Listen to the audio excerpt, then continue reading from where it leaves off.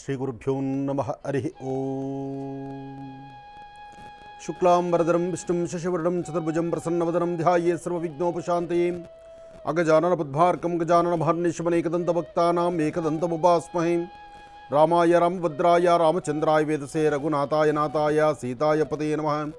ಜಾನಕಿ ರಾಮ ಪಟ್ಟಾಭಿರಾಮ ಶ್ರೀರಾಮ ರಾಮರತಃ ಶ್ರೀಮದ್ಮಹಾರಾಮಚಂದ್ರ ಸ್ವಾಮಿನೇ ನಮಃ. ಕಲ್ಯಾಣಾತ್ಮಕಗಾತ್ರಾಯ ಕಾಮಿಧಾರ್ಥಪ್ರದಾಯಿನಿ ಶ್ರೀಮದ್ವೆಂಕಟನಾಥಾಯಾಂ ಶ್ರೀನಿವಾಸಾಯ ಮಂಗಳಂ. ವೆಂಕಟೇಶೋ ವಾಸುದೇವೋ ಪ್ರದ್ಯುಮ್ನೋ ವಿಕ್ರಮಃ ಸಂಕರ್ಷಣ ನಿವೃದ್ಧಶ್ಚ ಶೇಷಾದ್ರಿಪತಿರೇವ ಚ. ಮಹಾಲಕ್ಷ್ಮೀ ಚ ವಿದ್ಮಹೇ ವಿಷ್ಣುಪತ್ನೇ ಚ ಧೀಮಹಿ ತನ್ನೋ ಲಕ್ಷ್ಮೀ ಪ್ರಚೋದಯಾತ್. ಯಾ ದೇವಿ ಸರ್ವಭೂತೇಷು ಮಾತೃರೂಪೇಣ ಸಂಸ್ಥಿತಾ. ನಮಸ್ತಸ್ಯೈ ನಮಸ್ತಸ್ಯೈ ನಮಸ್ತಸ್ಯೈ ನಮೋ ನಮಃ. ಪದ್ಮಾನನೆ ಪದ್ಮೈ ಪದ್ಮಪತ್ರೇ ಪದ್ಮಪ್ರಿಯೇ ಪದ್ಮದಲಾಯತಾಕ್ಷಿ ವಿಶ್ವಪ್ರಿಯೇ ವಿಷ್ಣುಮನೋನುಕೂಲೆ ತ್ವತ್ಪಾದಪದ್ಮಂ ಮಯಿ ಸನ್ನಿಧತ್ಸ್ವ. ಯಾ ಸಾ ಪದ್ಮಾಸನಸ್ಥಾ ವಿಪುಲಕಟಿತಟೀಂ ಪದ್ಮಪತ್ರಾಯತಾಕ್ಷೀಂ ಶ್ರೀಂ ಅಂಬಾಂ ಭಗವತೀಂ ಶ್ರೀಂ ಲಲಿತಾಂ ರಾಜರಾಜೇಶ್ವರೀಂ ಹರಿಂ ಕಾರಾಸನಗರ್ಭಿತಾಂ ನಲಸಿಕಾಂ ಸೋಂ ಕ್ಲೀಂ ಕಳಾಂ ಬಿಭ್ರದೀಂ ಸವರ್ಣಾಂ ವರದಾರಣೀಂ ಚ ವರ್ಷದಾಂದೌತಾಂ ತ್ರಿನೇತ್ರೋಜ್ವಲಾಂ ವಂದೇ ಪೃಸ್ಥಕಪಾಸಮಂಕುಶಿರಾಂ ಸೃಗ್ಭೂಷಿತಾಮುಜ್ವಲಾಂ ತ್ವಾಂಗೌರೀಂದ್ರಪರಾಂ ಫರಾತ್ಪ್ರಕಲಾಂ ಶ್ರೀಚಕ್ರಸಂಚಾರಣೀಂ. ಓಂ ಪದ್ಮಾಲಯೇ ನಮಃ. ಓಂ ಪದ್ಮಾಕ್ಷೈ ನಮಃ. ಓಂ ನಿತ್ಯಸೌಂದರ್ಯೇ ನಮಃ. ಲಲಿತಾಯ ನಮಃ. ದುರ್ಗಾಯ ನಮಃ. ಗಣಪತೇ ನಮಃ. ಗ್ರಾಮಿನೇ ನಮಃ. ಗಣಾಧ್ಯಕ್ಷಾಯ ನಮಃ. ಗಣಸ್ವರೂಪಿಣೇ ನಮಃ. ಲಲಿತಾಯ ನಮಃ. ಅಂಬಾಯ ನಮಃ. ಜಗದಂಬಿಕಾಯ ನಮಃ. ಓಂ ಬ್ರಾಹ್ಮ್ಯೇ ನಮಃ. ಮಾಹೇಶ್ವರ್ಯೇ ನಮಃ. ಕೌಮಾರ್ಯೇ ನಮಃ. ವೈಷ್ಣವ್ಯೇ ನಮಃ. ವಾರಾಹ್ಯೇ ನಮಃ. ಇಂದ್ರಾಣ್ಯೇ ನಮಃ. ಚಾಮುಂಡಾಯ ನಮಃ. ಚಂಡಿಕಾಯ ನಮಃ. ಮಹಾಕಾಳಿ ಮಹಾಲಕ್ಷ್ಮೀ ಸಮೇತ ಶ್ರೀಮದ್ಮಹಾಲಲಿತಾಂಬಾಲಾ ತ್ರಿಪುರಸುಂದರೀ ದೇವತಾಭ್ಯೋ ನಮಃ. ಅಂಬಾಯ ನಮಃ. ಶ್ರೀಂ ಚಕ್ರೇಶ್ವರಿ ಬಾಲಾಂಬಿಕಾಯ ನಮಃ. ಮಹರ್ಷಿವಾಣಿ ಕಾರ್ಯಕ್ರಮದ ಸಮಸ್ತ ವೀಕ್ಷಕ ಬಂಧುಗಳಿಗೂ ಬೆಳಗಿನ ಶುಭೋದಯಗಳನ್ನು ಹೇಳ್ತಾ, ಬೆಳಗಿನ ಈ ಒಂದು ವಿಶೇಷವಾಗಿರ್ತಕ್ಕಂಥ ಕಾರ್ಯಕ್ರಮ ಬುಧವಾರ ವಿಷ್ಣುವಿನ ಆರಾಧನೆ. ಬುಧವಾರ ವಿಷ್ಣು ಆರಾಧನೆ ಜೊತೆಗೆ ಇರ್ತಕ್ಕಂಥ 27 ನಕ್ಷತ್ರ 12 ರಾಶಿಗಳಲ್ಲೂ ಮನುಷ್ಯನ ಗ್ರಹಸ್ಥಿತಿಗಳಲ್ಲಿ ಬರ್ತಕ್ಕಂಥ ಲಾಭ ನಷ್ಟಗಳ ವಿಚಾರಣೆ. ಯಾಕೆಂದರೆ ಯಾರೊಬ್ಬರಾದರೂ ಸಹಿತ ಅಪೇಕ್ಷೆ ಪಡ್ತಕ್ಕಂಥದ್ದೇನು, ಇವತ್ತಿನ ಕಾಯಕ ಅತ್ಯುತ್ತಮವಾಗಿರಬೇಕು, ನಿನ್ನೆಗಿನ್ನ ಇವತ್ತು ಉತ್ತಮವಾಗಿರಬೇಕು, ಇವತ್ತು ನಾನು ಮಾಡುವ ಕೆಲಸ ಶೀಘ್ರವಾಗಿ ಫಲವನ್ನು ಕೊಡಬೇಕು.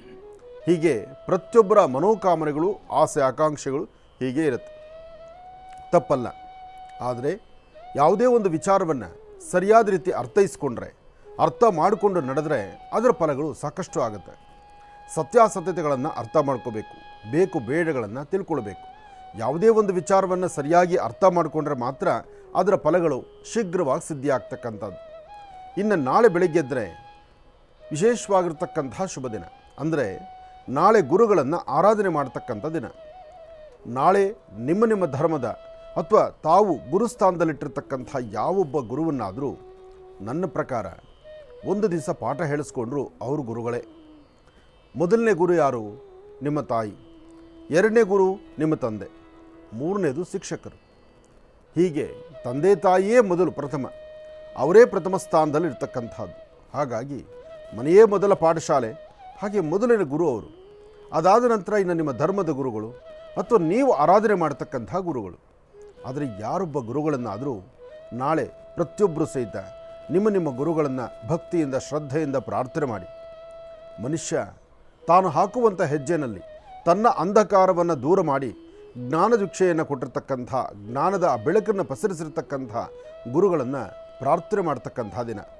ಹಾಗಾಗಿ ನಾಳೆ ಪ್ರತಿಯೊಬ್ಬರು ನಿಮ್ಮ ಪ್ರಾಂತ್ಯಗಳಲ್ಲಿ ವಿಶೇಷವಾಗಿರ್ತಕ್ಕಂಥ ಸಾನ್ನಿಧ್ಯಗಳಿಗೆ ಹೊರಟು ಅಲ್ಲಿ ಗುರು ಪ್ರಾರ್ಥನೆ ಮಾಡ್ತಕ್ಕಂಥದ್ದು, ಗುರು ಪಾದಿಕೆಗಳ ದರ್ಶನ ಮಾಡ್ತಕ್ಕಂಥದ್ದು, ಹಾಗೆ ನಿಮ್ಮ ಯಾರೇ ಒಬ್ಬರು ಗುರುಗಳಾದರೂ ಅವ್ರನ್ನ ಪ್ರೀತಿಯಿಂದ ಮಾತಾಡಿಸ್ತಕ್ಕಂಥದ್ದು ಬಹಳ ಮುಖ್ಯವಾಗಿರ್ತಕ್ಕಂಥದ್ದು. ಉತ್ತರ ಕರ್ನಾಟಕಕ್ಕೆ ಬಂದರೆ ಈ ಒಂದು ವಿಶೇಷವಾಗಿರ್ತಕ್ಕಂಥ ಗುರು ಪೌರ್ಣಿಮೆ ಅಂತೂ ಬಹಳ ಅದ್ಧೂರಿತವಾಗಿ ಆಚರಣೆ ಮಾಡ್ತಾರೆ. ಯಾಕೆಂದರೆ ಆ ಭಾಗದಲ್ಲಿ ಇರ್ತಕ್ಕಂಥದ್ದೆಲ್ಲ ಬರೀ ಗುರುಗಳೇ.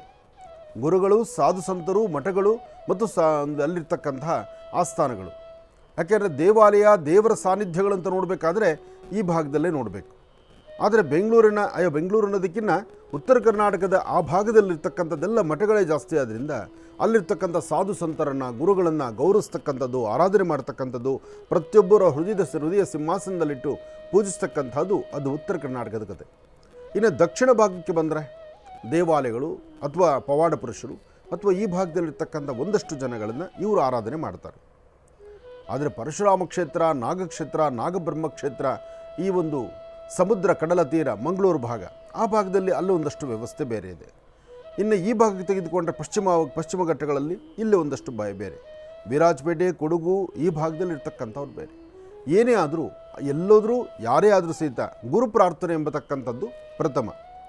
ಯಾರೊಬ್ಬರಾದರೂ ಅವರ ಜೀವನದಲ್ಲಿರ್ತಕ್ಕಂಥ ಅಂಧಕಾರವನ್ನು, ಅಂದರೆ ನಿಮ್ಮ ಜೀವನದಲ್ಲಿರ್ತಕ್ಕಂಥ ಕತ್ತಲನ್ನು ಹೊಡೆದೋಡಿಸಿ ಬೆಳಕನ್ನು ತುಂಬಿರ್ತಕ್ಕಂತಹ ಗುರುಗಳನ್ನು ಪ್ರಾರ್ಥನೆ ಮಾಡ್ತಕ್ಕಂಥ ದಿನ ನಾಳೆ ಗುರು ಪೌರ್ಣಮಿ. ಹಾಗಾಗಿ ನಾಳೆ ನಡೀತಕ್ಕಂಥ ಅನುಷ್ಠಾನಗಳು, ನಾಳೆ ಎಲ್ಲೇ ಸತ್ಯನಾರಾಯಣ ಸ್ವಾಮಿ ಪೂಜೆ ಆಗಿರಲಿ, ಅಥವಾ ಗುರು ಪ್ರಾರ್ಥನೆ ಆಗಿರಲಿ, ಗುರು ಪಾದಕೆ ಪೂಜೆ ಆಗಿರಲಿ, ಭಗವಾನ್ ಶಿರಡಿ ಸದ್ಗುರು ಸಾಯಿನಾಥರಾಗಲಿ, ಮಂತ್ರಾಲಯದ ಪ್ರಭುಗಳಾಗಿರಲಿ, ಜಗದ್ಗುರುಗಳಾದಂತಹ ಆದಿಶಂಕರರಾಗಲಿ, ಅಥವಾ ನಿಮ್ಮ ಜಗದ್ಗುರುಗಳು ನಿಮ್ಮ ಧರ್ಮದ ಗುರುಗಳಾಗಿರಲಿ, ಅವರನ್ನು ಪ್ರಾರ್ಥನೆ ಮಾಡ್ತಾ ಅವರ ಹೆಸರಲ್ಲಿ ಏನಾದರೂ ಒಂದಿಷ್ಟು ಸಿಹಿ ಪದಾರ್ಥವನ್ನು ಮಾಡಿ 4 ಜನಕ್ಕೆ ನಿಮ್ಮ ಕೈಯಿಂದ ಹಂಚಿದ್ದೇ ಆದರೆ ಅದು ಪುಣ್ಯದ ಫಲ. ಮನುಷ್ಯ ಪ್ರತಿನಿತ್ಯ ಹೇಳುವಂಥದ್ದು ಒಂದೇ, ಇವತ್ತು ಪುಣ್ಯದ ದಿನ, ವಿಶೇಷವಾಗಿರ್ತಕ್ಕಂಥ ದಿನ. ಇವತ್ತು ಒಳ್ಳೆಯ ದಿನ ಆದರೆ ನಿನ್ನೆ ಏನಾಯಿತು? ನಿನ್ನೆನೂ ಒಳ್ಳೆಯ ದಿನವೇ. ಆದರೆ ಇಲ್ಲಿ ನಮ್ಮ ಕರ್ಮಾನುಸಾರ, ನಮ್ಮ ಪ್ರಾರಬ್ಧ ಕರ್ಮಾನುಸಾರ ನಮ್ಮ ಬದುಕು ನಡೀತಾ ಹೋಗುತ್ತೆ. ಹಾಗಂತ ನಿನ್ನೆದು ಇವತ್ತಿಗಾಯಿತು, ಇವತ್ತಿಂದ ನಾಳೆಗಾಯಿತು ಅನ್ನೋದಕ್ಕಾಗಲ್ಲ. ಮನುಷ್ಯ ಹಾಕುವ ಹೆಜ್ಜೆನಲ್ಲೇ ಇವೆಲ್ಲವೂ ಬಂದು ಹೋಗ್ತಾ ಇರುತ್ತೆ. ಆದರೆ ನಮ್ಮ ನಡವಳಿಕೆಗಳು ಹೇಗೆ ನಡೆಯುತ್ತೋ ಹಾಗೆ ಎಲ್ಲವೂ ಕೈಗೆ ದಾರಿಯಲ್ಲಿ ಸಿಗ್ತಾ ಹೋಗುತ್ತೆ. ನಾಳೆ ತಪ್ಪದಿರ ಅಶ್ವತ್ಥ ಪ್ರಾರ್ಥನೆ ಮಾಡುವಂಥದ್ದು ಬಹಳ ಉತ್ತಮ. ಅಶ್ವತ್ಥ ವೃಕ್ಷವನ್ನು ನಾಳೆ ಪ್ರಾರ್ಥನೆ ಮಾಡಿ, ವೃಕ್ಷಗಳ ರಾಜ ಅಂತ ಹೇಳ್ತಾರೆ. ಹಾಗಾಗಿ ನಾಳೆ ಮೂಲತೋ ಬ್ರಹ್ಮರೂಪಾಯ ಮಧ್ಯಾಂತೋ ವಿಷ್ಣುರೂಪಿಣಿ ಅಗ್ರದಂ ಶಿವರೂಪಾಯ ವೃಕ್ಷರಾಜ ಐತೆ ನಮಃ. ಬ್ರಹ್ಮ ವಿಷ್ಣು ಮಹೇಶ್ವರರು ತ್ರಿಮೂರ್ತಿಗಳು ನಿಂತಂಥ ಸಾನ್ನಿಧ್ಯ ಈ ಅಶ್ವತ್ಥ ವೃಕ್ಷ. ಅಶ್ವತ್ಥ ವೃಕ್ಷಕ್ಕೆ ನಾಳೆ ಪ್ರದಕ್ಷಿಣೆ ಮಾಡಿ ನಮಸ್ಕಾರ ಮಾಡತಕ್ಕಂಥದ್ದು, ಒಂದಷ್ಟು ಪಶು ಪಕ್ಷಿ ಪ್ರಾಣಿಗಳಿಗೆ ಆಹಾರವನ್ನು ಕೊಡ್ತಕ್ಕಂಥದ್ದು. ಯಾಕೆಂದರೆ ಗುರು ಬೋಧನೆಯಲ್ಲಿ ಮೊದಲಿರ್ತಕ್ಕಂಥದ್ದೇ ನೀನು ಮತ್ತು ನಿನ್ನ ಪರಿಸರ, ನಿನ್ನ ಪ್ರಕೃತಿಯನ್ನು ಚೆನ್ನಾಗಿಟ್ಕೋ ಅಂತ ಹೇಳ್ತಕ್ಕಂಥದ್ದು. ನಾವು ಎಲ್ಲಿರ್ತೀವೋ ಆ ಸ್ಥಳವನ್ನು ಸಾಧ್ಯವಾದಷ್ಟು ಶುದ್ಧಿಯಾಗಿ ಇಟ್ಕೊಳ್ಬೇಕು ಅಂತಕ್ಕಂಥದ್ದು. ಜೊತೆಗೆ ಸಹಕಾಲ ಹಸನ್ಮುಖಿತನ, ನಗುಮುಖ ಇರಬೇಕು ಎಂಬತಕ್ಕಂಥದ್ದು. ಇದೆಲ್ಲ ಗುರುವಾಕ್ಯ ಇದು. ಯಾಕೆಂದರೆ ಇನ್ನೊಬ್ಬರಲ್ಲಿ ಆಟ ಆಡ್ದಿರಾ, ಇನ್ನೊಬ್ಬರ ಜೀವನವನ್ನು ಹಾಳು ಮಾಡ್ದಿರಾ, ಇನ್ನೊಬ್ಬರ ಜೀವನಕ್ಕೆ ಕತ್ತಲಾಗಿ ನೀನು ಪ್ರವೇಶ ಮಾಡ್ದಿರಾ, ಇನ್ನೊಬ್ಬರಿಗೂ ಬೆಳಕಾಗಿ ನಡೆಯುವಂತಹದ್ದು ನಡಿಬೇಕಾದ ಧರ್ಮ ಅಂತ ಹೇಳುವಂಥದ್ದು ಗುರುವಿನ ವಾಕ್ಯ. ಹಾಗೆ ನಿಮ್ಮ ಜೀವನದಲ್ಲಿ ಬರ್ತಕ್ಕಂಥ ಕಷ್ಟಗಳಿಂದ ಮುಕ್ತರಾಗಲಿಕ್ಕೆ ಮೊದಲು ನೀನು ಕಲಿಬೇಕಾದ್ದು, ಮೊದಲು ಗೌರವಿಸಬೇಕಾದ್ದು ನಿನ್ನ ತಂದೆ ತಾಯಿ, ನಿನ್ನ ಜೊತೆಲಿರ್ತಕ್ಕಂಥ ನಿನ್ನ ಗುರುಗಳು ಅಥವಾ ನಿನ್ನ ಆತ್ಮೀಯರು, ನಿನ್ನ ಹಿರಿಯರು.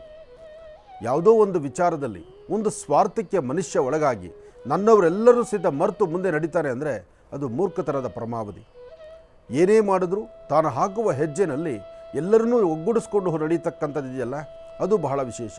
4 ದಿವಸ ತಡವಾಗಿರಬಹುದು ನಿಮ್ಮ ಕೆಲಸ ಆಗೋದು, ಆದರೆ ಆ 4 ದಿನಗಳಲ್ಲೂ ಸಹಿತ 4 ಜನ ನಿಮ್ಮ ಕುಟುಂಬ ನಿಮ್ಮ ಜೊತೆಲಿರುತ್ತೆ. ಆದರೆ ಎಲ್ಲರನ್ನೂ ತೆಗೆದು ಎಲ್ಲರನ್ನೂ ದೂರ ಮಾಡಿ ಒಬ್ಬರಿಗಾಗಿ ಇಡೀ ಕುಟುಂಬವನ್ನೇ ತ್ಯಾಗ ಮಾಡಿ ಮುಂದೆ ನಡೀತಕ್ಕಂತಹ ಪರಿಸ್ಥಿತಿ ಇದೆಯಲ್ಲ, ಅದು ಮೂರ್ಖತನ, ಜೊತೆಗೆ ಯಾರೂ ಇಲ್ಲದಂಥ ಬದುಕಾಗೋಗುತ್ತೆ. ಆ ಬದುಕಿಗೆ ದಾರಿ ಆಗಬಾರ್ದು. ಆದರೆ ಇವೆಲ್ಲವೂ ಸಹಿತ ಸರಿಯಾದಂಥ ಜ್ಞಾನವನ್ನು ಪಸರಿಸ್ತಕ್ಕಂಥದ್ದು ಯಾರು? ಅದು ಗುರು ಮಾತ್ರನೇ. ಎಷ್ಟೋ ಬಾರಿ ನಮಗೆ ಆತ್ಮೀಯರು, ನಮ್ಮ ಕುಟುಂಬಸ್ಥರು, ಸುತ್ತಮುತ್ತಿರ್ತಕ್ಕಂಥ ಪರಿಸರದಲ್ಲಿರೋರು ಎಲ್ಲರೂ ಈ 4 ಥರ ಹೇಳ್ತಿರ್ತಾರೆ. ಆದರೆ ಸರಿ ಯಾವುದು ತಪ್ಪು ಯಾವುದು ಅಂತ ಸರಿಯಾದ ಮಾರ್ಗವನ್ನು ಸೂಚನೆ ಮಾಡ್ತಕ್ಕಂಥದ್ದು, ಅಥವಾ ನಂಬಿಕೆಯನ್ನು ನಾವು ಏನು ಮಾತಾಡೋದು ಯಾವುದು ನಂಬ್ತೀವಲ್ಲ, ಆ ನಂಬಿಕೆ ಎಂಬತಕ್ಕಂಥದ್ದನ್ನು ಒಬ್ಬರ ಮೇಲೆ ಆಧಾರವಾಗಿಟ್ಕೊಂಡು ಮುಂದೆ ನಡೆದ್ರೆ ಅಲ್ಲಿ ಸರಿ ಇರಲಿ ತಪ್ಪಿರಲಿ ನಮ್ಮ ಜೀವನ ಯಾವತ್ತೂ ಜಯವಾಗೇ ಇರುತ್ತೆ.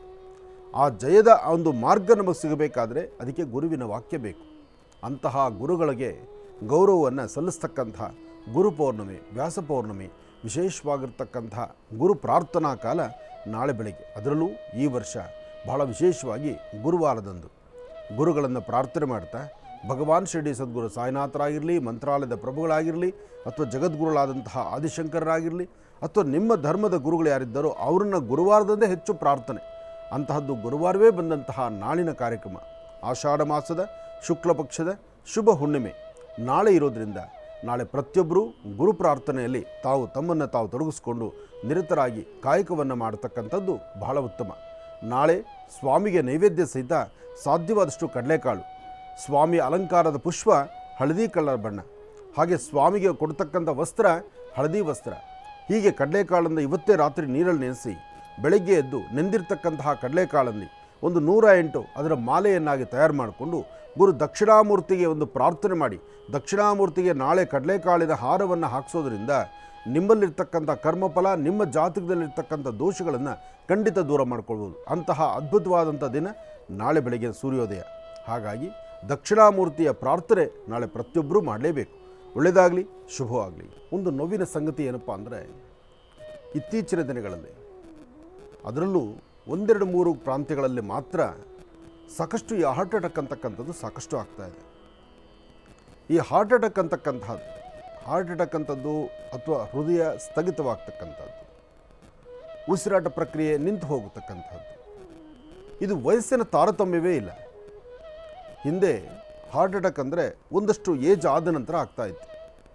ಯಾಕೆಂದರೆ ಹೃದಯದ ಬಡಿತ ನಿಲ್ಲಬೇಕಾದ್ರೆ ನರನಾಡಿಗಳಲ್ಲಿ ರಕ್ತ ಚಲನೆ ಎಂಬತಕ್ಕಂಥದ್ದು, ಎಲ್ಲೋ ಒಂದು ಕಡೆ ಬ್ಲಡ್ ಕ್ಲಾಟ್ ಆಗ್ತಕ್ಕಂಥದ್ದು, ರಕ್ತ ಎಪ್ಪು ಕಟ್ಟತಕ್ಕಂಥದ್ದು ಇದು ನಡೀತಾ ಇತ್ತು. ಆದರೆ ಇತ್ತೀಚಿನ ದಿನಗಳಲ್ಲಿ ಏನಾಗ್ತಾ ಇದೆ, ವಯಸ್ಸಿನ ತಾರತಮ್ಯವೇ ಇಲ್ಲ. ಬಿಸಿ ರಕ್ತ ಅಂತ ಹೇಳ್ತಾರೆ. ಯಾರಿಗೆ ಬಿಸಿ ರಕ್ತ? ಇವತ್ತು ಬಿಸಿ ರಕ್ತ ಯಾರಿಗೆ ಎಂಬತಕ್ಕಂಥದ್ದು ಒಂದು ಯಕ್ಷ ಪ್ರಶ್ನೆ ಆಗೋಗ್ತಾ ಇದೆ. ಆಡು ಭಾಷೆಯಲ್ಲಿತ್ತು, ನೀನು ಬಿಸಿ ರಕ್ತನಪ್ಪ, ಅದಕ್ಕೆ ನೀನು ಭಾಳ ಆಟ ಆಡ್ತೀಯಾ, ಭಾಳ ಓಡಾಡ್ತೀಯಾ, ಭಾಳಷ್ಟು ನಡೀತೀಯಾ ಅಂತ. ಆದರೆ ಈಗ ಬಿಸಿ ರಕ್ತ ವಯಸ್ಸಾಗಿರ್ತಕ್ಕಂತಹ ವೃದ್ಧರಲ್ಲಿದೆ. ವಯಸ್ಸಲ್ಲಿರ್ತಕ್ಕಂಥವರಿಗೆ ಯಾವ ಪ್ರಕಾರ ಆಗೋಗ್ತಾ ಇದೆ. ಆದರೂ ಹಾರ್ಟ್ ಅಟ್ಯಾಕ್ಗೆ ತುತ್ತಾಗ್ತಿರ್ತಕ್ಕಂಥವ್ರು ಸಾಕಷ್ಟು ಜನ. ಇದು ಯಾವುದರಿಂದ ಎದುರಾಗ್ತಾ ಇದೆ? ಇದಕ್ಕೆ ಇದುವರೆಗೂ ಇನ್ನೂ ಸರಿಯಾದಂಥ ರೀತಿ ಆಲೋಚನೆಗಳು ಬರ್ತಾ ಇಲ್ಲ. ಆದರೆ ವಯಸ್ಸಲ್ಲಿರ್ತಕ್ಕಂಥವ್ರಿಗೆ ಸಾಕಷ್ಟು ಆಗ್ತಿದೆ ಅಂದರೆ ಒಂದೊಂದಕ್ಕೊಂದೊಂದು ತರಹ ಕಾರಣಗಳು ಗೊತ್ತಾಗ್ತಾ ಇದೆ. ಆಹಾರ ಪದ್ಧತಿಗಳು ಸರಿ ಇಲ್ಲ, ಅದು ಗೊತ್ತಿರೋ ವಿಚಾರ. ಆದರೆ ನಾಲ್ಗೆ ಕೇಳಬೇಕಲ್ಲ, ನಾನು ಒಂದು ದಿವಸ ಬದುಕಿದ್ರೂ ನಾನಿವತ್ತು ತಿನ್ಬಿಡ್ಬೇಕು. ಈ ಪ್ರಕಾರ ಒಂದಷ್ಟು ಜನಗಳ ಚಿಂತನೆ. ಸಾಯ್ತಿದ್ದೀರಿ, ಸಾವು ಹತ್ತಿರ ಆಗ್ತಾ ಇದೆ, ಯಾವುದೋ ಒಂದು ರೀತಿ ಬಂದು ನಿಮಗೆ ತೊಂದರೆ ಆಗ್ತಿದೆ. ಬ್ಯಾಡ್ ಕೊಲೆಸ್ಟ್ರಾಲ್ ಅಂತಕ್ಕಂಥದ್ದು, ಕೊಲೆಸ್ಟ್ರಾಲು ರಕ್ತ ಹೆಪ್ಪುಗಟ್ಟೋದಕ್ಕೆ ಬೇಕಾಗಿರ್ತಕ್ಕಂಥ ಪದಾರ್ಥಗಳು, ರುಚಿಗೋಸ್ಕರ ಕೆಲವು ಟೇಸ್ಟಿಂಗ್ ಪೌಡರ್ಗಳು, ಕೆಲವು ಬೇರೆ ಪದಾರ್ಥಗಳು, ಜೊತೆಗೆ ಕೆಲವು ತರಕಾರಿಗಳು, ಕೆಲವು ಪದಾರ್ಥಗಳಲ್ಲಿ ಕೆಮಿಕಲ್ಸಿಂದ ಜಾಸ್ತಿ ಬೆಳೆ ಬರಲಿಕ್ಕಾಗಿ ಆಗುವಂಥದ್ದು, ಇದೆಲ್ಲದರ ಬಗ್ಗೆ ಮಾತಾಡಿದ್ರೆ ಒಂದು ಕಡೆ ತಪ್ಪು. ಜೀವನನೇ ಮುಗಿದೋದ್ರೆ ಮುಂದೇನಿದೆ? ಜೀವನ ಮುಗಿದು ಹೋಗ್ತಿರೋದಾದರೂ ಯಾರದ್ದು ಯೋಚನೆ ಮಾಡಿ. ಮತ್ತೊಂದು ಕಡೆ ಒಂದಷ್ಟು ಜನ ತಜ್ಞರು ಹೇಳ್ತಾರೆ, ಆದಷ್ಟು ಮೊಬೈಲು, ಕಂಪ್ಯೂಟರು, ಈ ಸಿಗ್ನಲ್ಸು, ಸಾಧ್ಯವಾದಷ್ಟು ಆ ರೇಡಿಯನ್ಸ್ ಏನಿದೆಯೋ ಅದು ಜಾಸ್ತಿ ಒತ್ತಡದಲ್ಲಿ ಆಗ್ತಾ ಇರ್ತಕ್ಕಂಥದ್ದು. ಕೆಲವು ರಾತ್ರಿ ಮಲಗಿದಾಗೂ ಸಹಿತ ಪಕ್ಕದಲ್ಲೇ ಮೊಬೈಲ್ ಇಟ್ಕೊಂಡಿರ್ತಕ್ಕಂಥದ್ದು, ರಾತ್ರಿ ಎಷ್ಟೊತ್ತನ್ನಾದರೂ ನಿದ್ದೆ ಮಾಡಿದಿರ ಮೊಬೈಲ್ ತಿರುಗಿಸ್ತಾ ಕೂತ್ಕೊಳ್ಳೋದು, ಆ ರೇಡಿಯೇಷನ್ಸ್, ಆ ಕಲ್ಲರು ಮತ್ತು ಆ ಒಂದು ಆಲೋಚನೆ ಮಾಡ್ತಕ್ಕಂಥದ್ದು, ಜೊತೆಗೆ ಯಾವುದಾದ್ರು ಒಂದು ವಿಚಾರವನ್ನು ಗಾಢವಾಗಿ ಆಲೋಚನೆ ಮಾಡ್ತಕ್ಕಂಥದ್ದು, ಅದು ಒಂದಷ್ಟು ಜನಕ್ಕೆ ಮಾತ್ರ ಇರ್ಬೋದು. ಆದರೆ ಈ ಸರ್ದಿ ಸಾಲಲ್ಲಿ ನಿಂತು ಸಾಯುವಂಥದ್ದು ಇದು ಬರ್ತಿದೆಯಲ್ಲ, ಇದಕ್ಕೇನು ಹೇಳೋಣ? ಒಂದು ಆಹಾರ ಪದ್ಧತಿ ಅಥವಾ ನಮ್ಮ ಜೀವನ ಶೈಲಿ ಅಥವಾ ನಮ್ಮ ನಡಿಗೆಗಳು, ಇದನ್ನು ಮೀರಿದ್ದೇನೇನಾದ್ರು ಇದೆಯಾ? ಅದರಲ್ಲೂ 1-2-3 ಪ್ರಾಂತ್ಯ, ಇಡೀ ಕರ್ನಾಟಕ ರಾಜ್ಯದ ಮೂಲೆಗಳಲ್ಲೂ ಎಲ್ಲ ಭಾಗದಲ್ಲೂ ಇದು ನಡೀತಿದೆ ಅಂದರೆ ಒಂದು ಆಲೋಚನೆ. ಒಂದಷ್ಟು ಪ್ರಾಂತ್ಯಕ್ಕೆ ಇದು ಕಟ್ಟು ಬಿದ್ದಂಗೆ ಆಯ್ತಲ್ಲ. ಆದರೂ ಆಲೋಚನೆ ಮಾಡಬೇಕಾಗಿರ್ತಕ್ಕಂಥ ವಿಚಾರಗಳು ಬಹಳಷ್ಟು ಇದೆ. ಒಂದಷ್ಟು ಜನ ತಜ್ಞರು ಹೇಳಿದರು, ಆಯಾ ಭಾಗದಲ್ಲಿರ್ತಕ್ಕಂಥ ಅಡಿಕೆ ಮತ್ತು ಆ ಬೆಳೆಗಳೇನಿದೆ, ಆ ಬೆಳೆಗಳಿಗೆ ಹೊಡಿತಕ್ಕಂಥ ಔಷಧಿ, ಅದರ ಉಸಿರಾಟ ಪ್ರಕ್ರಿಯೆಯಿಂದ ಅಲ್ಲಿ ಹಾರ್ಟ್ ಅಟ್ಯಾಕ್ ಆಗುವಂತಹ ಲಕ್ಷಣಗಳು ಸಾಕಷ್ಟು ಅಂತ ಒಂದಷ್ಟು ಕಡೆ ಧ್ವನಿ ಎದ್ದೇಳ್ತು. ಏನೇ ಆದರೂ ನೋವಿನ ಸಂಗತಿ. ಇದ್ದರೆ 4 ದಿವಸ ಏನಾದ್ರು ಹೊಡೆದಾಡ್ಬೋದು. ಸರ್ರಂತ ಕಣ್ಣು ಮುಚ್ಕೊಂಬಿಟ್ರೆ ಪುತ್ರ ಶೋಕಂ ನಿರಂತರಂ ಅಂತ. ಕಣ್ಣೆದುರುಗ ಮಕ್ಕಳನ್ನು ಕಳ್ಕೊಳ್ಳೋದು ಬಹಳ ದೊಡ್ಡದು ಕಷ್ಟ. ಅದು ಹೇಳಲಿಕ್ಕಾಗೋದಿಲ್ಲ. ಒಂದು ಕಡೆ ಈ ಸಮಸ್ಯೆ. ಹಾಗಂತ ಹೋಗಿರ್ತಕ್ಕಂಥವರ ವಯಸ್ಸಿದೆಯಲ್ಲ, ಇನ್ನೂ ಪ್ರಪಂಚ ಆಗ್ತಾನೆ ನೋಡುವಂಥ ವಯಸ್ಸು. ಹಾಗಾಗಿ ಒಂದಷ್ಟು ಆಹಾರ ಪದ್ಧತಿಗಳನ್ನು ಆದಷ್ಟು ಬೇಗ ಸರಿಪಡಿಸ್ಕೊಳ್ಳೋದ್ರಲ್ಲಿ ಖಂಡಿತ ತಪ್ಪಲ್ಲ. ಆಮೇಲೆ ಔಷಧಿಗಳಿಗೆ ಕಾಯಬಾರ್ದು ನಾವು. ಅದಕ್ಕೆಂತ ಎಷ್ಟೋ ಮನೆಮದ್ದುಗಳಿದೆ. ಅಥವಾ ನಮ್ಮ ದೇಹದ ರಕ್ತದಲ್ಲಿರ್ತಕ್ಕಂಥ ಬ್ಯಾಡ್ ಕೊಲೆಸ್ಟ್ರಾಲ್ ಅಂತಕ್ಕಂಥದ್ದು, ಕೆಟ್ಟ ಕೊಲೆಸ್ಟ್ರಾಲ್ ಅಂತಕ್ಕಂಥದ್ದು ದೂರ ಆಗಬೇಕು. ಆದಷ್ಟು ರಕ್ತ ನೀರಿನಂಶವಾಗಿರಬೇಕೇ ವಿನಃ ರಕ್ತ ಎಪ್ಪುಗಟ್ಟಬಾರದು. ಅದಕ್ಕಾಗಿ ಹಿರಿಯರು ತಿಳಿದಿರ್ತಕ್ಕಂಥವರು ಸಾಕಷ್ಟು ವಿಧಿವಿಧಾನಗಳು ಹೇಳ್ತಾರೆ. ವಿಳೆದೆಲೆ ಬಹಳ ಒಳ್ಳೆಯದು ಅಂತ. ವಿಳೆದೆಲೆ ಒಳ್ಳೆಯದು, ಅದ್ರ ಜೊತೆಗೆ ಶುಂಠಿ ಒಳ್ಳೆಯದು. ಶುಂಠಿ ಮತ್ತು ವಿಳೆದೆಲೆ, ಅದ್ರ ಜೊತೆಗೆ ಬೆಳ್ಳುಳ್ಳಿ ಒಂದಷ್ಟು ಜನ ತಿಂತಾರೆ, ಒಂದಷ್ಟು ಜನ ತಿನ್ನೋಲ್ಲ. ಆದರೆ ವಿಳೆದೆಲೆ ಮತ್ತು ಶುಂಠಿ ಅಂತೂ ರೆಗ್ಯುಲರಾಗಿ ಎಲ್ಲರೂ ಬಳಸ್ತಾರಲ್ಲ. ಆದರೆ ಖಾರದ ವಿಳೆದೆಲೆ, ಚೆನ್ನಾಗಿರ್ತಕ್ಕಂಥ ಶುಂಠಿ, ಒಂದು ಎಸಳು ಅಥವಾ ಒಂದು ಅರ್ಧ ಎಸಳು ಬೆಳ್ಳುಳ್ಳಿ ಹಾಕೋದ್ರಲ್ಲಿ ತಪ್ಪಲ್ಲ. ಯಾಕೆಂದರೆ ಬದುಕಬೇಕಾಗಿದೆ, ಮೊದಲು ಬದುಕಬೇಕು. ಹಾಗಂತ ತಿನ್ನಬಾರದ್ದೇನು ಹೇಳ್ತಿಲ್ವಲ್ಲ. ಕೆಲವು ಪದಾರ್ಥಗಳು ನಿಷೇಧ ಇತ್ತು, ಆದರೆ ಇವತ್ತು ಅದಕ್ಕೆ ಬೇಕಾಗಿರೋಂಥ ಪರಿಸ್ಥಿತಿ ಎದುರಾಗ್ತಾ ಇದೆ. ಯಾಕೆಂದರೆ ಆರೋಗ್ಯ ಮತ್ತು ಪರಿಸರ, ನಾವಿರ್ತಕ್ಕಂಥ ಪ್ರಾಂತ್ಯ, ಇದೆಲ್ಲವನ್ನು ಆಲೋಚನೆ ಮಾಡಿದ್ರೆ ಈ 3 ಪದಾರ್ಥಗಳು ದೇಹದ ಆರೋಗ್ಯವನ್ನು ಸ್ವಲ್ಪ ಮಟ್ಟಿಗೆ ಸುಧಾರಿಸುತ್ತೆ. ಅದಕ್ಕೋಸ್ಕರ ವಿಳೆದೆಲೆ, ಶುಂಠಿ, ಬೆಳ್ಳುಳ್ಳಿ ಈ 3 ಒಂದಷ್ಟು ತೆಗೆದುಕೊಂಡು ಚೆನ್ನಾಗಿ ಕುಟ್ಟಿ ಪುಡಿ ಮಾಡಿ ಅದನ್ನು, ಆ ರಸವನ್ನು ಬೆಳಗ್ಗೆ ಮತ್ತು ರಾತ್ರಿ 2 ಹೊತ್ತು, ಬೆಳಗ್ಗೆ ಮತ್ತು ರಾತ್ರಿ 2 ಹೊತ್ತು, ಸಾಧ್ಯವಾದರೆ ಮೊದಲು ಬೆಳಗಿನ ಜಾವಾಗಲಿ ಅಥವಾ ರಾತ್ರಿ ಮಲಗೋಕ್ಕೆ ಮುಂಚಿತವಾಗಲಿ ಒಂದಷ್ಟು ದಿವಸ ತಗೊಳ್ಳಿ. ಒಂದಷ್ಟು ದಿವಸ ಅದಾಗಲಿ. ಅದಾದಮೇಲೆ ನಿಮ್ಮ ನಾಲಿಗೆ ಅದು ಒಗ್ಗುತ್ತಾ ಇದೆ, ಪರವಾಗಿಲ್ಲ, ಅದು ಬೇರೆ ಥರ ಸೈಡ್ ಎಫೆಕ್ಟ್ ಇಲ್ಲ ಅಂತಂದಾಗ ಬೆಳಗಿನ ಜಾವನು ತೊಗೊಳ್ಳಿ. ಅಂದರೆ ಬೆಳಗ್ಗೆ ಕಾಫಿಗೆ ಮುಂಚಿತವಾಗಿ ತೊಗೊಳ್ಳಿ. ಒಂದಷ್ಟು ದಿನ ತಗೊಂಡು ಬೇಡವಾಗಿರ್ತಕ್ಕಂಥ ಆ ಕೆಟ್ಟ ಕೊಲೆಸ್ಟ್ರಾಲ್ ಅಂತಕ್ಕಂಥದ್ದು, ರಕ್ತ ಹೆಪ್ಪುಗಟ್ಟುವಿಕೆಯನ್ನು ಅದನ್ನು ದೂರ ಮಾಡಿಕೊಂಡು ಅದಾದ ನಂತರ ನಿಮ್ಮ ಆರೋಗ್ಯ ಪರಿಸ್ಥಿತಿ ಸರಿ ಹೋದರೆ ಅಲ್ಲೇ ಸಂತೋಷ ಪಡೋಣ. ನೋಡಿ, ಜೀವ ಇದು ಅಮೂಲ್ಯವಾಗಿರ್ತಕ್ಕಂಥದ್ದು. ಕೆಲವೊಮ್ಮೆ ಮನಸ್ಸಿಗೆ ಬಹಳಷ್ಟು ನೋವುಂಟಾದಾಗ, ಯಾವುದೋ ಒಂದು ಸಮಸ್ಯೆ ಎದುರಾದಾಗ, ಆ ಕ್ಷಣದ ಸಮಸ್ಯೆ ಬಂದಾಗ ನಾನು ಸತ್ತರೆ ಮೇಲಪ್ಪ, ನನ್ನ ಸಾವೊಂದೇ ನನಗೆ ಕರೆಕ್ಟಾಗಿರ್ತಕ್ಕಂಥದ್ದು, ಸತ್ತರೆ ಸಾಕಪ್ಪ ಅಂತ ನಾವು ಚಿಂತನೆ ಮಾಡ್ತೀವಿ. ಅದೆಲ್ಲರ ಬಾಯಲ್ಲೂ ಬರೋದೇ, ಬರೀ ಬಾಯಲ್ಲಿ ಮಾತ್ರ ಇರುತ್ತೆ. ಅದು ಪ್ರಾಕ್ಟಿಕಲ್ಲಾಗಿ ಎದುರುಗಡೆ ಬಂದುಬಿಟ್ರೆ ಅಥವಾ ಹುಚ್ಚು ನಿರ್ಧಾರಕ್ಕೆ ಮುಂದಾಗ್ಬಿಟ್ರೆ ಅದರಷ್ಟು ಘೋರ ನರಕ ಇನ್ನೊಂದಲ್ಲ. ಆದರೆ ಭಗವಂತ ಕರೆದ್ರೆ ಯಾರೂ ನಿಲ್ಲಕ್ಕಾಗೋದಿಲ್ಲ. ನಾವು ಅಂದುಕೊಳ್ಬೋದು, ನಾವು 100 ಪರಿಹಾರಗಳನ್ನು ಹೇಳ್ಬೋದು.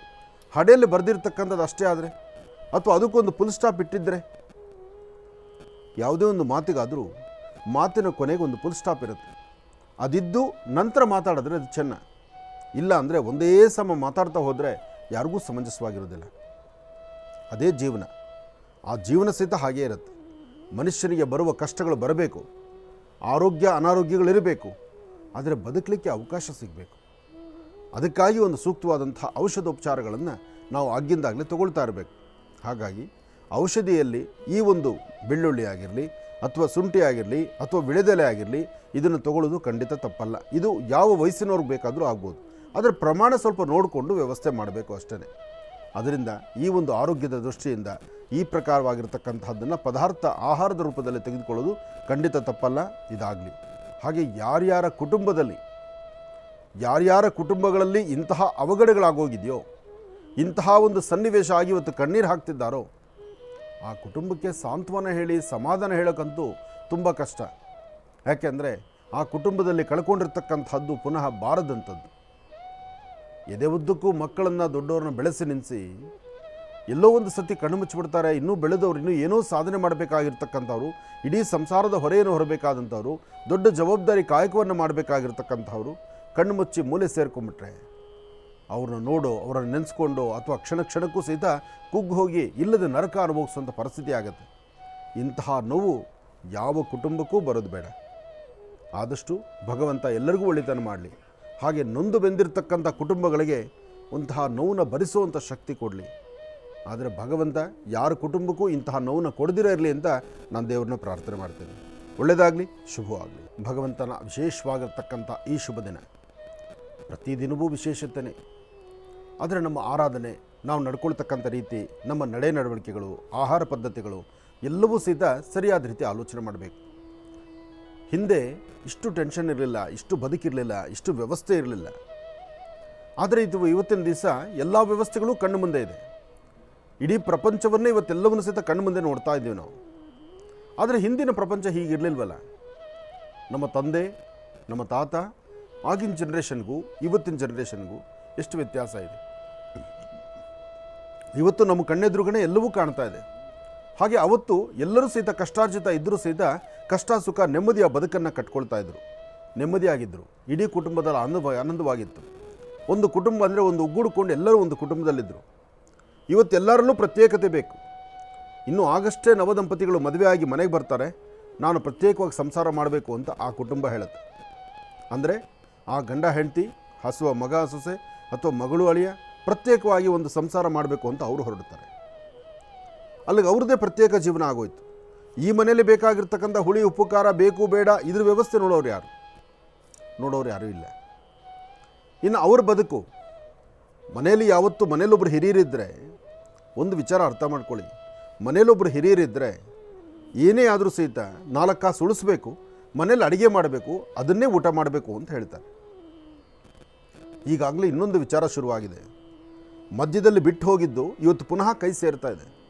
ನಿಮ್ಮ ಆರೋಗ್ಯ ಚೆನ್ನಾಗಿರಬೇಕಾದ್ರೆ ಮಧ್ಯಾಹ್ನ ಮಾಡಿರ್ತಕ್ಕಂಥ ಅನ್ನಕ್ಕೆ ಒಂದಷ್ಟು ನೀರು, ಒಂದಷ್ಟು ಹಾಲು, ಒಂದಷ್ಟು ಮೊಸರು ಹಾಕಿ, 1-2 ಮೆಣಸಿನ್ಕಾಯಿ ಹಾಕಿ, ಒಂದಷ್ಟು ಈರುಳ್ಳಿ ಹಾಕಿ ಅದನ್ನು ಬಿಟ್ಟುಬಿಟ್ಟು ಮಾರನೇ ಸಹ ಬೆಳಿಗ್ಗೆ ಎದ್ದು ಆ ತಂಗಳನ್ನು ಅದನ್ನು ತಿಂದರೆ ನೀವು ಸಂಪೂರ್ಣ ಆರೋಗ್ಯವಂತರಾಗಿರ್ತೀರಿ ಅಂತ ಒಂದಷ್ಟು ಕಡೆ ಧ್ವನಿ ಎತ್ತಿದ ತಕ್ಷಣ ಇವತ್ತಾಗಲೇ ಎಲ್ಲರೂ ತಂಗಳನ್ನ ತಿನ್ನೋಕ್ಕೆ ಶುರು ಮಾಡೋದು. ಎಷ್ಟು ಕಡೆ ತಿಂತಾ ಇದ್ದೀರಿ ತಂಗಳನ್ನ? ಈ ತಂಗಳನ್ನದೇ ಒಂದು ಫ್ಯಾಕ್ಟ್ರಿ ತಯಾರಾಗಿಬಿಟ್ಟಿದೆ ಇವಾಗ. ಅದನ್ನು ಮನೇಲಿ ಮಾಡಲ್ಲ ಹೆಂಗಸರು, ಹೆಣ್ಮಕ್ಳು ಮನೇಲಿ ಮಾಡ್ತಿಲ್ಲ ಅದನ್ನು.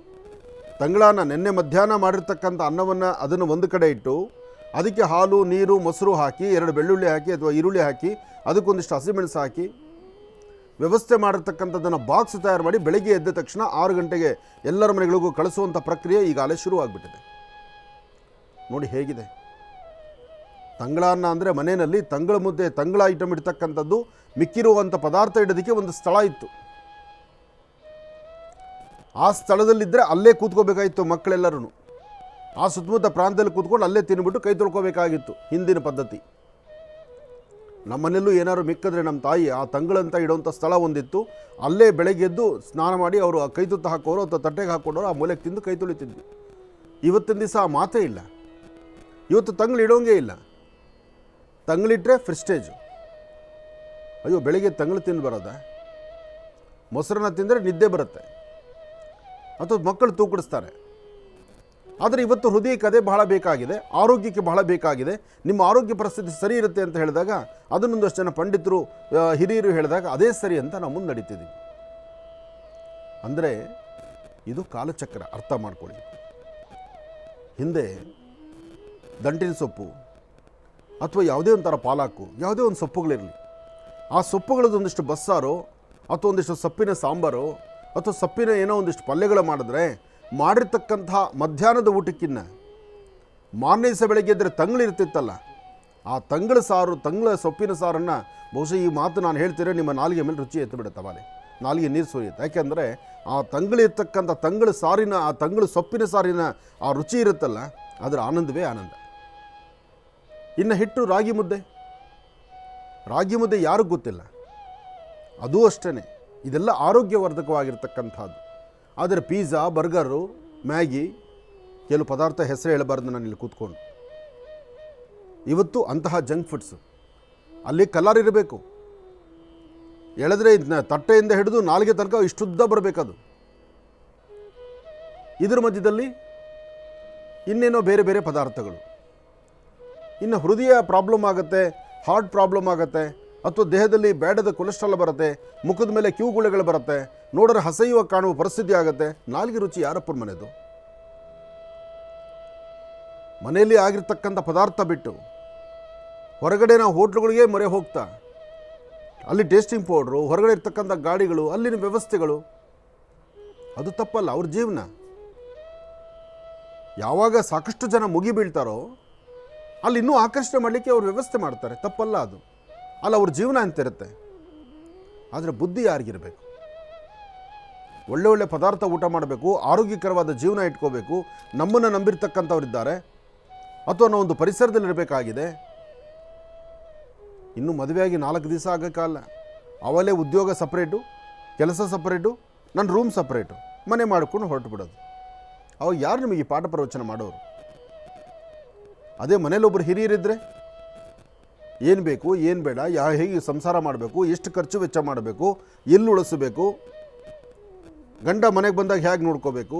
ಇವತ್ತು ಗಂಡ ಹೆಂಡತಿ ಇಬ್ಬರು ದುಡಿಮೆ. ಆಗ ಮನೇಲಿ ಒಬ್ಬರು ದುಡಿಮೆ. ಮನೇಲಿ ಒಬ್ಬರು ದುಡಿದು 20 ಜನ ಕೂತ್ಕೊಂಡು ತಿಂತಿದ್ರು ಅವತ್ತು. ಇವತ್ತು ಮನೇಲಿ 20 ಜನ ದುಡಿದು ಅಪ್ಪಿತಪ್ಪಿ ಯಾರನ್ನ ಸಣ್ಣ ಮಕ್ಕಳಿದ್ರೆ ಮನೆಗೆ ಆ ಮಗುನ ಶಾಲೆ ಸೇರಿಸೋದು ಹೇಗೆ? ಯಾಕೆಂದರೆ ಇಲ್ಲಿ ನಿಮಗೆ ಒಗ್ಗಟ್ಟಿಲ್ಲ. ಯಾವುದೇ ಒಂದು ಮಕ್ಕಳಿಗೋ ಹಿರಿಯರಿಗೋ ಒಂದು ಅನಾರೋಗ್ಯ ಆಯಿತು ಅಂದರೆ ಮನೆಗಿರೋ ಎಲ್ಲರೂ ಸಹಿತ ಕಾಳಜಿ ವಹಿಸೋರು. ಇವತ್ತು ಸತ್ರು ಬದುಕರು, ಗಂಡನ ಮುಂದೆ ಹೆಂಡತಿ, ಹೆಂಡತಿ ಮುಂದೆ ಗಂಡ, ಅಷ್ಟೇ ಪ್ರಪಂಚ. ಇನ್ನು ಅವರು ಜನ್ಮ ಕಟ್ಟಿರೋರು ಗಾಳಿಪಟ, ಎಲ್ಲಿ ಬೇಕಾದ್ರೂ ಹೋಗ್ಬೋದು. ಇವತ್ತಿನ ಪರಿಸ್ಥಿತಿ. ಇಂತಹ ಪರಿಸ್ಥಿತಿಗಳ ಒಳಗಾಗಿ ಆ ಸಾವುಗೂ ಸಹಿತ ಲೆಕ್ಕ ಇಲ್ಲದಷ್ಟು ಆಗೋಗ್ಬಿಟ್ಟಿದೆ. ಮನೆಯಲ್ಲಿ ಒಗ್ಗಟ್ಟಿದ್ದು ಅಥವಾ ಒಗ್ಗೂಡ್ಕೊಂಡಿರೋಂಥ ಕುಟುಂಬದಲ್ಲಿ ಮನೇಲಿ ಯಾರಿಗಾರು ಒಂದು ಜ್ವರ ಅಂತ ಬಂದುಬಿಟ್ರೆ ಇಡೀ ಮನೆ ಮಂದಿ ಎಲ್ಲರೂ ಸಹಿತ ಪರಿತಪಿಸೋದು. 10 ನಿಮಿಷಕ್ಕೂ ಬಂದು ಮಲಗಿದ್ರೆ ನೋಡೋದು, ಮಾತಾಡೋದು, ಒಂದು ಒದ್ದೆ ಬಟ್ಟೆ ಹಾಕೋದು, ಅಥವಾ ಏನು ಔಷಧಿ ತೊಗೊಂಡ್ರ ಅನ್ನೋದು, ಹಾಲು ಕುಡಿತೀರಾ ಅಂತ ಕೇಳೋದು. ಹೀಗೆ 4-6 ಜನ ಬಂದು ಮನೇಲಿರೋರೆಲ್ಲರೂ ಮಾತಾಡಿಸ್ತಾ ಇದ್ದರೆ ಆ ಜ್ವರ ಊರಿಂದ ಆಚೆಗೆ ಓಡೋಗ್ತಾ ಇತ್ತದು. ಯಾಕೆ ನನಗಾಗಿ, ನನ್ನ ಈ ಜೀವಕ್ಕಾಗಿ ಇಷ್ಟು ಜನ ಪರಿತಪಿಸ್ತಿದ್ದಾರಲ್ಲಪ್ಪ ಅಂತ ಆಲೋಚನೆ ಇತ್ತು. ಇವತ್ತು ಅನಾರೋಗ್ಯ ಅಲ್ಲ, ಹಾರ್ಟ್ ಅಟ್ಯಾಕ್ ಆಗಿರ್ತಕ್ಕಂಥ ವ್ಯಕ್ತಿಗೂ ಸಹಿತ ಒಂದು ಲೋಟ ನೀರು ಕೊಡೋದಕ್ಕೂ ಯೋಗ್ಯತೆ ಎಲ್ಲ ಗತಿ ಇಲ್ಲ. ಯಾಕೆಂದರೆ ನಾನು ನನ್ನ ಹೆಂಡತಿ ಅಥವಾ ನಮ್ಮದೇ ಪ್ರತ್ಯೇಕವಾದ ಬದುಕು ಎಲ್ಲ ಮುಗಿದು ಲಾಸ್ಟಿಗೆ ಡಾಕ್ಟ್ರು ಮೈ ತುಂಬ ಬಿಳಿ ಬಟ್ಟೆ ಹೊದಿಸಿ ಕಳಿಸುವಾಗ ಹೋಗಿದ್ಯಂತೆ ಅನ್ನೋ ಸುದ್ದಿ. ಯಾವ ಮಟ್ಟಕ್ಕೆ ಬಂದಿದ್ದೀವಿ ನೋಡಿ ನಾವು. ಇನ್ನಾದರೂ ಇದನ್ನು ಬಿಟ್ಟು ಕಳೆದ ಬಾರಿ ಕೋವಿಡಲ್ಲೇ ಸಾಕಷ್ಟು ಬುದ್ಧಿ ಕಲಿಬೇಕಾಗಿತ್ತು ನಾವು. ಕಳೆದ ಬಾರಿ ಕೋವಿಡ್ ಎದುರಾಯ್ತಲ್ಲ, ಮನೆಗೂ ಸಹಿತ ಅಟ್ಲೀಸ್ಟ್ ಹೋಗಿರ್ತಕ್ಕಂಥ ವ್ಯಕ್ತಿಗೆ ಅಂತ್ಯ ಸಂಸ್ಕಾರಗಳನ್ನು ಮಾಡಲಿಕ್ಕೆ ಯೋಗ್ಯತೆ ಇಲ್ಲದಂಥ ಪರಿಸ್ಥಿತಿ ನಮ್ದು ಆಗೋಯ್ತಲ್ಲ. ಅವತ್ತಾದರೂ ಬುದ್ಧಿ ಕಲಿತು ಅಲ್ಲಿಂದ ಕಲಿಬೇಕಾಗಿತ್ತು. ಒಂದಷ್ಟು ದಿನಗಳ ಕಾಲ ಅದಿತ್ತು. ಯಾಕಪ್ಪ ಈ ಹುಚ್ಚು ದುಡಿಮೆ, ಯಾಕೆ ಬೇಕಪ್ಪ ಈ ಬದುಕು, ಆದಷ್ಟು ಇನ್ನು ಒಗ್ಗಟ್ಕೊಂಡಿರೋಣ, ಒಗ್ಗಟ್ಟಾಗಿರೋಣ, ಗಂಜಿ ಆಗಲಿ ಅಂಬಲಿ ಆಗಲಿ ಕುಡಿದು ನೆಮ್ಮದಿಯಾಗಿ ಚೆನ್ನಾಗಿರೋಣ ಅನ್ನೋದು ಒಂದು ಸ್ವಲ್ಪ ದಿವಸ ಬಂತು. ಪುನಃ ಶುರುವಾಯ್ತಲ್ಲ ಮದ. ನೋಡಿ ಇವತ್ತು ವಯಸ್ಸಿನ ತಾರತಮ್ಯವೇ ಇಲ್ಲ. 22 ವರ್ಷ, 18 ವರ್ಷ, 16 ವರ್ಷ, 30 ವರ್ಷ, 35 ವರ್ಷ ಮದುವೆ ಸೆಟ್ಟಾಗಿತ್ತು. ಮುಂದಿನ ತಿಂಗಳ ಮದುವೆ, ಇವತ್ತು ಹಾರ್ಟ್ ಅಟ್ಯಾಕ್. ಮದುವೆ ಆಗಿ ಹೆಂಡತಿಯಿಂದ ತವ್ರ ಮನೆಗೆ ಕಳಿಸಿ ಗಂಡನ ಮನೆಗೆ ಪುನಃ ತನ್ನ ಮನೆಗೆ ತಾನು ಬರ್ಬೇಕಾದ್ರೆ ಮಾರ್ಗ ಮಧ್ಯದಲ್ಲಿ ಹಾರ್ಟ್ ಅಟ್ಯಾಕು. ಏನು ಕತೆ ಇದು? ಯಾರನ್ನು ದೂಷಣೆ ಮಾಡೋದು? ಇದೆಲ್ಲ ಬಹಳ ಕಷ್ಟ ಅನಿಸ್ತಾ ಇದೆ. ಇನ್ನಾದರೂ ಒಗ್ಗಟ್ಟಿನ ಮಂತ್ರವನ್ನು ಹೇಳಬೇಕು. ಒಂದು ಒಗ್ಗೂಡ್ಕೊಂಡು ಇರತಕ್ಕಂಥದ್ರ ಬಗ್ಗೆ ಚಿಂತನೆ ಮಾಡಬೇಕು. ಒಂದು ಕುಟುಂಬಕ್ಕೆ ಬೇಕಾಗಿರ್ತಕ್ಕಂಥ ಅಥವಾ ಕುಟುಂಬದ ಹಿರಿಯರು ಹೇಳುವಂಥ ಮಾತುಗಳನ್ನು ಸ್ವಲ್ಪ ಆಲಿಸಬೇಕು. ನನಗೆ ತಿಳಿದ ಮಟ್ಟಿಗೆ ವೈದ್ಯರು ಅವರ ಕಾಯಕವನ್ನು ಮಾಡ್ತಿದ್ದಾರೆ. ಅವರು ಯಾವ ವ್ಯವಸ್ಥೆ ಎಲ್ಲಿ ಏನಾಗ್ತಿದೆ ಅನ್ನೋದು ಎಲ್ಲವನ್ನೂ ಸಹ ಸರ್ಚ್ ಮಾಡ್ತಿದ್ದಾರೆ. ಡ್ರಿಂಕ್ಸ್ ಆಗಿರ್ಬೋದು, ನಾನ್ ವೆಜ್ ಆಗಿರ್ಬೋದು, ಅಥವಾ ಇನ್ನೇನೋ ಪದಾರ್ಥ ಆಗಿರ್ಬೋದು, ಅಥವಾ ರುಚಿಗೆ ನಾವು ಒಗ್ಗೂಡ್ತಕ್ಕಂಥದ್ದು ಇರ್ಬೋದು, ಮನೆ ಊಟ ಸಂಪೂರ್ಣವಾಗಿ ಬಿಟ್ಟು ಹೊರಗಡೆ ಹೋಟ್ಲ್ ಜೀವನನೇ ಅಂತ ನಡೆಸಿರ್ಬೋದು. ಎಲ್ಲವೂ ಕಾಣುತ್ತೆ, ಎಲ್ಲವೂ ಹೇಳ್ತಾ ಹೋಗ್ತಾರೆ. ಆದರೆ ಬುದ್ಧಿ ನಿಮ್ಮ ಕೈಲಿರಬೇಕು. ನಾವು ಯಾವುದಕ್ಕೆ ದಾಸರಾಗಿದ್ದೀವಿ, ಯಾವುದಕ್ಕೆ ಹೆಚ್ಚು ಮೊರೆ ಹೋಗ್ತಾ ಇದ್ದೀವಿ, ಎಲ್ಲಿ ನಾವು ಎಡವಿದ್ದೀವಿ, ನಮಗಾಗಿ ಪರಿತಪಿಸ್ತಕ್ಕಂಥ ದೇಹ ಮನಸ್ಥಿತಿ ಎಲ್ಲಿದೆ, ಅಲ್ಲಿ ನಾವು ಅವ್ರನ್ನ ಬಿಟ್ಟು ನಾವು ಎಲ್ಲಿ ದೂರ ಆಗೋಗ್ತಾ ಇದ್ದೀವಿ, ಅದರ ಬಗ್ಗೆ ನಮ್ಮ ಚಿಂತನೆ ಬಂದರೆ ಪುನಃ ಎಲ್ಲೋ ಈ ಒಂದು ಒಟ್ಟು ಕುಟುಂಬದಲ್ಲಿ, ಒಗ್ಗೂಡ್ಕೊಂಡಿರ್ತಕ್ಕಂಥ ಕುಟುಂಬದಲ್ಲಿ ಆ ಒಂದು ಬಾಂಧವ್ಯ, ಬಂಧುತ್ವ, ಕನಿಷ್ಠ ಪಕ್ಷ ನಾಳೆ ನಾನು ಕಳೆದು ಹೋದರೂ ನನ್ನ ಮಕ್ಕಳು ಮೊಮ್ಮಕ್ಕಳು ಇದ್ದಾರಲ್ಲ ಅವರೆಲ್ಲರೂ ಒಗ್ಗೂಡ್ಕೊಂಡಿದ್ದರೆ ಅದೊಂದು ಜೀವನ ಅನಿಸುತ್ತೆ. ನಾನಿಲ್ಲ, ನನ್ನ ಹಿಂದೆ ನನ್ನ ಮಗ ಇಲ್ಲ, ನನ್ನ ಮೊಮ್ಮಕ್ಕಳಿಲ್ಲ, ಏನಕ್ಕೆ ಬೇಕಿದ್ದ ಜೀವನ? ಎಷ್ಟೋ ಜನ್ಮಗಳು ದಾಟಿದ್ರೆ ಒಂದು ಮಾನವ ಜನ್ಮ. ಆ ಒಂದು ಮಾನವ ಜನ್ಮನ ನಾವು ಸರಿಯಾಗಿ ಅರ್ಥ ಮಾಡ್ಕೊಂಡು ಬದುಕಲಿಲ್ಲ ಅಂದರೆ ಆ ಬದುಕು ವ್ಯರ್ಥ ಆಗಿಬಿಡುತ್ತೆ. ಪ್ರಾಣಿ ಪಕ್ಷಿಗಳಿಗಿಲ್ಲ, ಇದು ಮನುಷ್ಯನಿಗೆ ಮಾತ್ರ. ಇನ್ನಾರು ಅರ್ಥ ಮಾಡ್ಕೋಬೇಕು, ಸುಂದರವಾದ ಬದುಕು ಕಟ್ಕೊಳ್ಬೇಕು. ಒಳ್ಳೆಯದಾಗಲಿ. ಇನ್ನು ಇವತ್ತಿನ ತಿಥಿವಾರ ನಕ್ಷತ್ರ ಯೋಗ ಪ್ರಕಾರ ಪಂಚಾಂಗ ಶ್ರವಣ ಜೊತೆಗೆ ನಾಳಿನ ಬಗ್ಗೆ ಇನ್ನಷ್ಟು ವಿಚಾರಗಳಿದೆ. ಆದರೆ ಇವತ್ತು ಮೊದಲು ಪಂಚಾಂಗ ಶ್ರವಣ ಆಗಬೇಕಾಗಿದೆ. ಪಂಚಾಂಗ ಶ್ರವಣ ಆದ ನಂತರ ಇನ್ನು ರಾಶಿಫಲ ಆದ ನಂತರ ನಿಮ್ಮ ಕರೆಗಳಿಗೆ ಹೋಗಿರ್ತಕ್ಕಂತಹದ್ದು. ಯಾಕೆಂದರೆ ಸಮಸ್ಯೆ ಅಥವಾ ತೊಂದರೆ ಅಥವಾ ಯಾವುದೇ ಒಂದು ಕಷ್ಟಕ್ಕಾದರೂ ಒಂದು ಪರಿಹಾರ ಅಂತ ಇದ್ದೇ ಇರುತ್ತೆ. ನಾಳೆ ಆ ಕಷ್ಟಗಳನ್ನು ನಾಳೆ ತೀರಿಸ್ಕೊಳ್ಳೋದಕ್ಕಿಂತ ಈಗ ಬಂದಂಥ ಕಷ್ಟಗಳಿಗೆ ಏನಾದರೂ ಒಂದು ಸಣ್ಣ ಪುಟ್ಟ ಪರಿಹಾರ ಅಂತ ಸಿಕ್ಕಿದ್ರೆ ಅದು ಒಂದು ಅದೃಷ್ಟವೇ ಸರಿ ಅಲ್ವಾ? ಅಂತಹ ಅದೃಷ್ಟ ರೇಖೆ ಎಲ್ಲರಿಗೂ ಸಿಗುವಂಥದ್ದಾಗಲಿ. ಮೊದಲು ಇವತ್ತಿನ ಪಂಚಾಂಗ ಶ್ರವಣವನ್ನು ಈಗ ನೋಡೋಣ.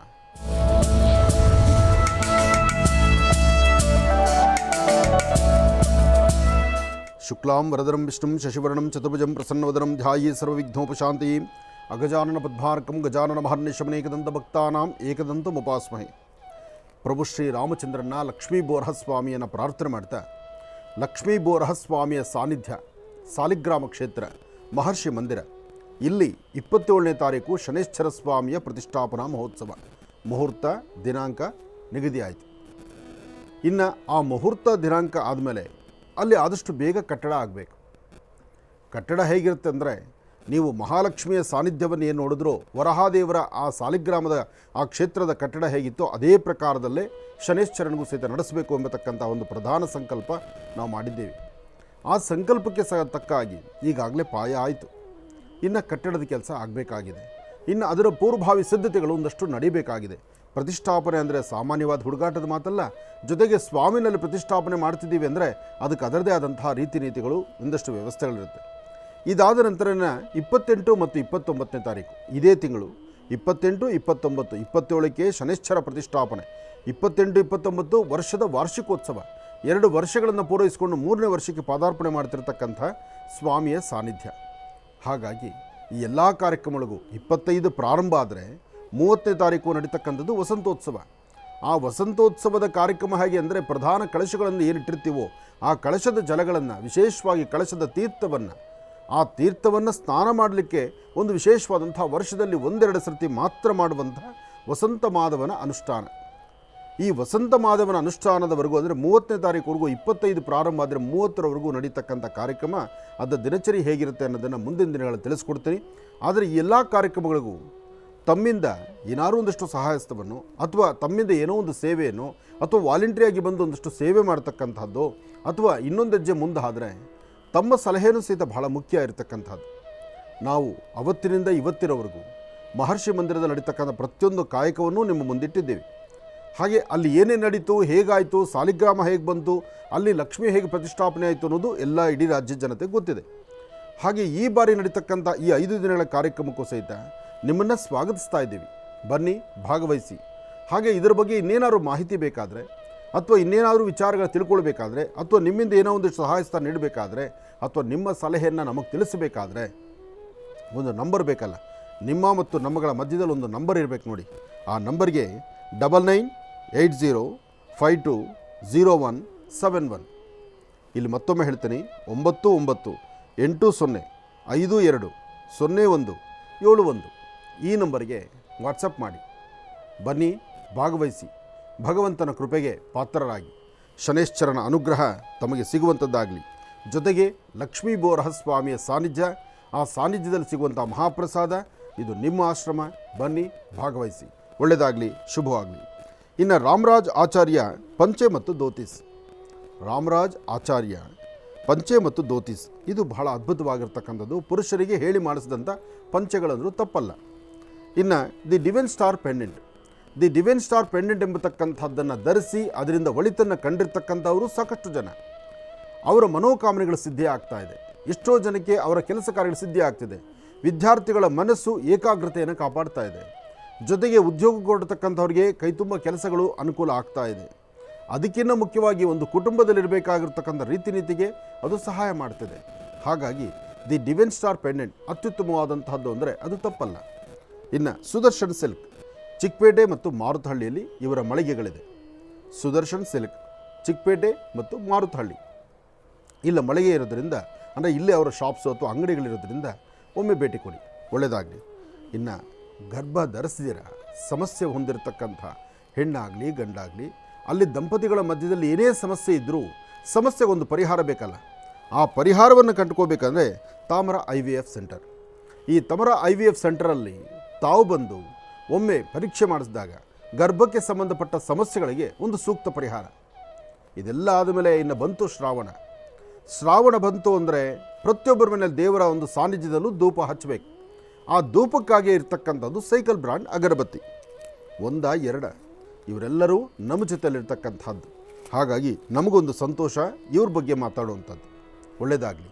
ಇನ್ನು ಬಹಳ ಮುಖ್ಯವಾದಂಥ ಕಾಲಘಟ್ಟ ಇವತ್ತು ನಡೆಯುವಂಥ, ಅಂದರೆ ಇವತ್ತಿನ ತಿಥಿವಾರ ನಕ್ಷತ್ರ ಪ್ರಕಾರ ಶ್ರೀ ವಿಶ್ವವಸುನಾಮ ಸಂವತ್ಸರೆ ಉತ್ತರಾಯಣಿ ಗ್ರೀಷ್ಮ ಋತು ಆಷಾಢ ಮಾಸ ಶುಕ್ಲಪಕ್ಷ 9/7/2025 ಬುಧವಾರ. ಇವತ್ತು ಚತುರ್ದಶಿ, ಮೂಲಾ ನಕ್ಷತ್ರ. ಬುಧವಾರ ಮೂಲಾ ನಕ್ಷತ್ರ ಅಂದಾಗ ಈ ಕಡೆ ವಿಷ್ಣುವಿಗೂ ಬಹಳ ಅನುಕೂಲ, ಅಂದರೆ ವಿಷ್ಣುವಿಗೂ ಆರಾಧನೆ ಇದೆ. ಹಾಗೆ ನಕ್ಷತ್ರ ಪ್ರಕಾರ ಗುರು ಇರ್ತಕ್ಕಂಥ ಆಸ್ಥಾನ, ಚಂದ್ರ ಇರ್ತಕ್ಕಂಥ ಆಸ್ಥಾನ. ಹಾಗೆ ಒಂದಷ್ಟು ಕೆಲಸ ಕಾರ್ಯಗಳಲ್ಲಿ ಅಡ್ಡಿ ಆತಂಕ ಅಂತಕ್ಕಂಥದ್ದು ಏನೇ ಇದ್ದರೂ ಅದನ್ನು ಸರಿಪಡಿಸ್ಕೊಂಡು ಸರಿಯಾದ ಸನ್ಮಾರ್ಗದತ್ತ ನಡಿಬೇಕಾದ್ದು ಧರ್ಮ. ಹಾಗಾಗಿ ಕಷ್ಟ ಅಂತಕ್ಕಂಥದ್ದು ಏನೇ ಇದ್ದರೂ ಕಷ್ಟಕ್ಕೊಂದು ಪರಿಹಾರ ಸಿಗುವಂಥದ್ದಾಗಲಿ, ನಿಮ್ಮ ವೃತ್ತಿಯಲ್ಲಿ ಒಂದು ಅಭಿವೃದ್ಧಿ ಕಾಣುವಂಥದ್ದಾಗಲಿ, ತಾಯಿ ಭುವನೇಶ್ವರಿ ರಾಜರಾಜೇಶ್ವರಿ ಅನುಗ್ರಹ ಎಲ್ಲರಿಗೂ ಸಿಗುವಂಥದ್ದಾಗಲಿ. ಮಹಾವಿಷ್ಣುವಿಗೆ ಇಷ್ಟು ತುಳಸಿ ದಳವನ್ನಿಟ್ಟು ಪ್ರಾರ್ಥನೆ ಮಾಡುವ ಒಂದು ಆ ಮೂಲ ಅನುಕೂಲ ಎಲ್ಲರಿಗೂ ಸಿಗುವಂಥದ್ದಾಗಲಿ. ನಮಃ ಸೂರ್ಯಾಯ ಚಂದ್ರಾಯ ಮಂಗಳಾಯ ಬುಧಾಯ ಚ ಗುರು ಶುಕ್ರ ಶನಿಭ್ಯಶ್ಚ ರಾಹವೇ ಕೇತುವೇ ನಮಃ. ಮೃತ್ಯುಂಜಯಾಯ ರುದ್ರಾಯ ನೀಲಕಂಠಾಯ ಶಂಭವೇ ಅಮೃತೇಶಾಯ ಸರ್ವಾಯ ಮಹಾದೇವಾಯ ತೇ ನಮೋ ನಮಃ. ಹೀಗೆ ಭಗವಂತನ ಪ್ರಾರ್ಥನೆ ಮಾಡ್ತಾ ತಮ್ಮೆಲ್ಲರ ಮನೋಕಾಮನೆಗಳು ಬೇಗ ಸಿದ್ಧಿಯಾಗಲಿ ಅಂತ ದೇವರನ್ನ ಪ್ರಾರ್ಥನೆ ಮಾಡಿ ರಾಶಿಫಲದತ್ತ ಗಮನ ಹರಿಸೋಣ. ಮೊದಲನೇದಾದಂತಹದ್ದು ಮೇಷರಾಶಿ. ಮೇಷರಾಶಿ ಮೇಷಲಗ್ನ. ಮೇಷರಾಶಿ ಮೇಷಲಗ್ನದಲ್ಲಿರ್ತಕ್ಕಂಥವ್ರಿಗೆ ಚಂದ್ರ ಮತ್ತು ಗುರು ಇರ್ತಕ್ಕಂಥ ಆಸ್ಥಾನ, ಬುಧ ಮತ್ತು ಶುಕ್ರ ಇರ್ತಕ್ಕಂಥ ಆಸ್ಥಾನ ಚೆನ್ನಾಗಿದೆ. ಶುಕ್ರನ ಅನುಗ್ರಹದಿಂದ ಇಷ್ಟಾರ್ಥವನ್ನು ಸಿದ್ಧಿಪಡಿಸ್ಕೊಳ್ಬಹುದು, ಅಸಮಾಧಾನವನ್ನು ದೂರ ಮಾಡ್ಕೊಳ್ಬಹುದು, ಸಮಾಧಾನಕರವಾದ ಫಲವನ್ನು ಸಿದ್ಧಿಪಡಿಸ್ಕೊಳ್ಬಹುದು. ಸತ್ಯಾಸತ್ಯತೆಗಳನ್ನು ಸರಿಯಾಗಿ ಅರ್ತು ಒಂದು ಹೆಜ್ಜೆ ಮುಂದಕ್ಕೆ ಹಾಕಿದ್ರೆ ಅದರ ಫಲಗಳು ಸಾಕಷ್ಟು ಅಂತ ಹೇಳ್ತಾರೆ. ಹಾಗಾಗಿ ಮೇಷರಾಶಿಯಲ್ಲಿರ್ತಕ್ಕಂಥವ್ರು ಯಾವ ಕಷ್ಟಗಳಲ್ಲಿದ್ದರೂ ಆ ಕಷ್ಟಗಳಿಂದ ಬೇಗ ಮುಕ್ತರಾಗಲಿಕ್ಕೆ ಸರಿಯಾದ ಮಾರ್ಗದರ್ಶನದಿಂದ ಮಾತ್ರನೇ ಸಾಧ್ಯ. ಹಾಗೆ ಇವತ್ತಿನ ದಿವಸ ನಿಮ್ಮ ಕುಲದೇವರನ್ನು ಪ್ರಾರ್ಥನೆ ಮಾಡಿ, ಗುರು ಹಿರಿಯರ ಆಶೀರ್ವಾದ ಪಡೆಯಿರಿ, ಸತ್ಯಾಸತ್ಯತೆಗಳನ್ನು ಅರ್ಥ ಮಾಡ್ಕೊಳ್ಳಿ, ಬೇಕು ಬೇಡಗಳನ್ನು ಸರಿಯಾಗಿ ಚಿಂತನೆ ಮಾಡಿ, ಒಳ್ಳೆ ಮನಸ್ಸಿನಿಂದ ನಿಮ್ಮ ಆಲೋಚನೆ ಸರಿಯಾದ ಸನ್ಮಾರ್ಗದಲ್ಲಿರಲಿ. ಹಾಗೆ ಇವತ್ತಿನ ದಿವಸ ಏನಾದರೂ ಒಂದು ಸಾಧನೆ ಮಾಡಬೇಕು ಎಂಬತಕ್ಕಂಥ ಸಾಧನೆಯ ಹಾದಿ ನಿಮ್ಮದಾದರೆ ಇವತ್ತು ನೀವು ಮಾಡಬೇಕಾಗಿರ್ತಕ್ಕಂಥದ್ದು ಮೊದಲು ಒಂದು 21 ಗರಿಕೆಯನ್ನು ತಂದು ಗಣಪತಿಯ ಪಾದದ ಮೇಲಿಟ್ಟು ಓಂ ಗಂ ಗಣಪತಿಯೇ ನಮಃ ಎಂಬತಕ್ಕಂಥ ಮಹಾಮಂತ್ರವನ್ನು 21 ಅಥವಾ 54 108 ಬಾರಿ ಹೇಳಿಕೊಂಡ್ರೆ ಮೇಷರಾಶಿಯವರು ಒಂದಿಷ್ಟು ಒಳಿತನ್ನು ಖಂಡಿತ ಸಿದ್ಧಿಪಡಿಸ್ಕೊಳ್ತೀರಿ. ಇನ್ನು ವೃಷಭ ರಾಶಿ. ವೃಷಭ ರಾಶಿ ವೃಷಭ ಲಗ್ನ. ವೃಷಭ ರಾಶಿ ವೃಷಭ ಲಗ್ನದಲ್ಲಿರ್ತಕ್ಕಂಥವರಿಗೆ ಬುಧ ಮತ್ತು ಚಂದ್ರ ಇರ್ತಕ್ಕಂಥ ಆಸ್ಥಾನ, ಗುರು ಮತ್ತು ಶುಕ್ರ ಇರ್ತಕ್ಕಂಥ ಆಸ್ಥಾನ ಚೆನ್ನಾಗಿದೆ. ಶುಕ್ರನ ಅನುಗ್ರಹದಿಂದ ಇಷ್ಟಾರ್ಥವನ್ನು ಸಿದ್ಧಿಪಡಿಸ್ಕೊಳ್ಬಹುದು. ದೂರಬಾರ ಪ್ರಯಾಣದ ಬಗ್ಗೆ ಆಲೋಚನೆ, ಮನಸ್ಸಲ್ಲಿ ಒಂಥರ ದ್ವಂದ್ವ ಚಿಂತನೆ, ಯಾವುದೇ ಆದರೂ ಸರಿ ಹೋಗುತ್ತೋ ಇಲ್ವೋ, ಅಥವಾ ಭೂಮಿಗೆ ಸಂಬಂಧಪಟ್ಟ ವಿಚಾರದಲ್ಲಿ ಇರ್ತಕ್ಕಂಥ ದೋಷಗಳಿಂದ ಮುಕ್ತರಾಗ್ತೀವೋ ಇಲ್ವೋ, ಸಮಸ್ಯೆ ಎಂಬತಕ್ಕಂಥದ್ದು ಹೇಗೆ ಯಾವಾಗ ಹೆಗಲೇರ್ತಾ ಇದೆಯೋ ಅದು ಅರಿವಿಲ್ಲದಂಥ ರೀತಿ. ಆದರೆ ಒಂದಂತೂ ಸತ್ಯ, ಇವತ್ತು ನೀವು ಅಂದುಕೊಂಡಷ್ಟು ಲಾಭ ಕಾಣ್ತೀರಿ, ತೃಪ್ತಿಕರವಾದಂತಹ ಬದುಕನ್ನು ಕಟ್ಕೊಳ್ತೀರಿ.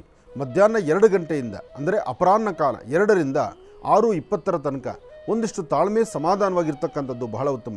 ಇವತ್ತು ನೀವು ಮಾಡುವ ಕಾಯಕವೆಲ್ಲವನ್ನೂ ಸಹಿತ ಸಾಧ್ಯವಾದಷ್ಟು ಮಟ್ಟಿಗೆ ಒಂದು ದಿನದ ಮಟ್ಟಿಗೆ ಮುಂದೂಡಿಸ್ತಕ್ಕಂಥದ್ದು ಬಹಳ ಉತ್ತಮ. ಅದಾಗ ಕೆಲಸ ಆಗ್ತಕ್ಕಂಥದ್ರೆ ತಾನಾಗ್ತಾನು ಕೆಲಸ ಆದರೆ ಪರವಾಗಿಲ್ಲ, ನೀವಾಗ ಕೆಲಸದಿಂದ ಬಿದ್ದಾಗ ಅದು ದೂರ ಆಗುತ್ತೆ. ಹಾಗಾಗಿ ಸ್ವಲ್ಪ ಎಚ್ಚರಿಕೆ ಬೇಕಾಗುತ್ತೆ.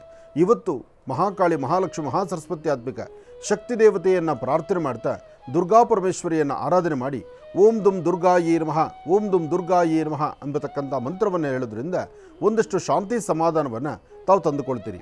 ಇನ್ನು ಮಿಥುನ ರಾಶಿ. ಮಿಥುನ ರಾಶಿ ಮಿಥುನ ಲಗ್ನ. ಮಿಥುನ ರಾಶಿ ಮಿಥುನ ಲಗ್ನದಲ್ಲಿರ್ತಕ್ಕಂಥವ್ರಿಗೆ ಚಂದ್ರ ಇರ್ತಕ್ಕಂಥ ಆಸ್ಥಾನ ಚೆನ್ನಾಗಿದೆ, ಶಾಂತಿ ಇದೆ, ಸಮಾಧಾನ ಇದೆ, ತೃಪ್ತಿ ಇದೆ. ಎಲ್ಲಕ್ಕಿಂತ ಮುಖ್ಯವಾಗಿ ಹಾಸಿಗೆ ಇದ್ದಷ್ಟೇ ಕಾಲ್ಚಾಚಣಪ್ಪ ಅಂತಕ್ಕಂಥ ಗುಣ ಇವತ್ತು ನಿಮ್ಮ ಕಣ್ಣೆದುರಿಗೆ ಕಾಣಿಸುತ್ತೆ.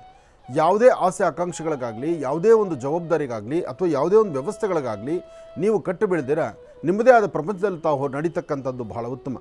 ಹಾಗೆ ವಿದ್ಯಾರ್ಥಿಗಳು ಓದೋದ್ರ ಕಡೆ ಸ್ವಲ್ಪ ಗಮನ ಕೊಡಿ. ಹಾಗೆ ವಯಸ್ಸಾಗಿರ್ತಕ್ಕಂಥ ವೃದ್ಧರು ಬೇಡವಾದ ಚಿಂತನೆಗಳು ಮಾಡೋದು ಬಿಟ್ಟು ಸ್ವಲ್ಪ ಸಮಾಧಾನವಾಗಿ ಆರೋಗ್ಯಕರವಾಗಿ ಆಲೋಚನೆ ಮಾಡಿ. ಹಾಗೆ ಇವತ್ತಿನ ದಿವಸ ಮಧ್ಯಾಹ್ನ ಅಥವಾ ಸಂಧ್ಯಾಕಾಲ, ಮಧ್ಯಾಹ್ನ ಆದರೂ ಸರಿ, ಸಂಧ್ಯಾಕಾಲ ಆದರೂ ಸರಿ, ಇವತ್ತು ತಾವು ಏನು ಚಿಂತನೆ ಮಾಡ್ತಿರೋ, ಯಾವ ಆಲೋಚನೆ ಮಾಡ್ತಿರೋ, ಯಾವುದು ಸರಿ ತಪ್ಪುಗಳ ಸರಿಯಾದ ಸನ್ಮಾರ್ಗದಲ್ಲಿರ್ತಿರೋ ಅದು ಹೆಚ್ಚಿನ ಫಲಗಳನ್ನು ಸಿದ್ಧಿಪಡಿಸ್ಕೊಳ್ತೀರಿ.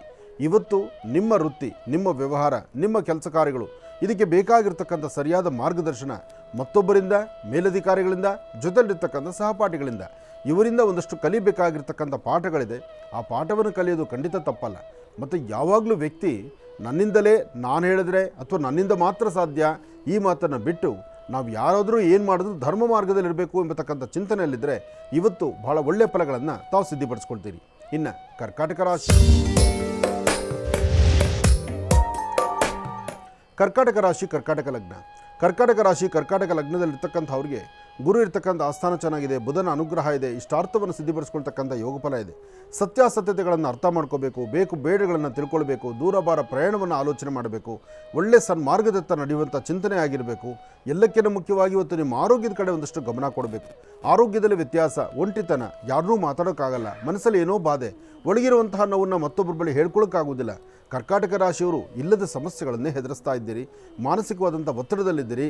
ಪ್ರಸ್ತುತ ಚಂದ್ರ ಇರ್ತಕ್ಕಂಥ ಆಸ್ಥಾನ ಸಮಂಜಸ್ಕರವಾದಲ್ಲದ್ರಿಂದ ಒಂಥರ ಸಂಕುಚಿತ ಮನೋಭಾವ, ಹೇಳ್ಕೊಂಡ್ರೆ ಏನಾಗುತ್ತೋ, ಹೇಳ್ಕೊಳ್ಳದಿದ್ದರೆ ಅನುಭವಿಸೋಕ್ಕಾಗದಂಥ ರೀತಿಯಲ್ಲಿ ಇರುವಂಥ ಪರಿಸ್ಥಿತಿ ಆಗುತ್ತೆ. ಆದರೆ ಮಾತೃಕಾರಕ ಈ ಒಳಗಡೆ ಹೃದಯ ಮಾತೃ ಹೃದಯವಾದ್ದರಿಂದ ಇನ್ನೊಬ್ಬರ ಬಗ್ಗೆ ಕನಿಕರಿಸ್ತಕ್ಕಂಥದ್ದು, ಇನ್ನೊಬ್ಬರ ಬಗ್ಗೆ ಚಿಂತನೆ ಮಾಡ್ತಕ್ಕಂಥದ್ದು, ಮತ್ತೊಬ್ಬರ ಕಷ್ಟವನ್ನು ಆಲಿಸಿ ಏನಾದರೂ ಒಂದು ಪರಿಹಾರ ಕೊಡಬೇಕು ಎಂಬತಕ್ಕಂಥ ಆಲೋಚನೆ ನಿಮಗಿರುತ್ತೆ.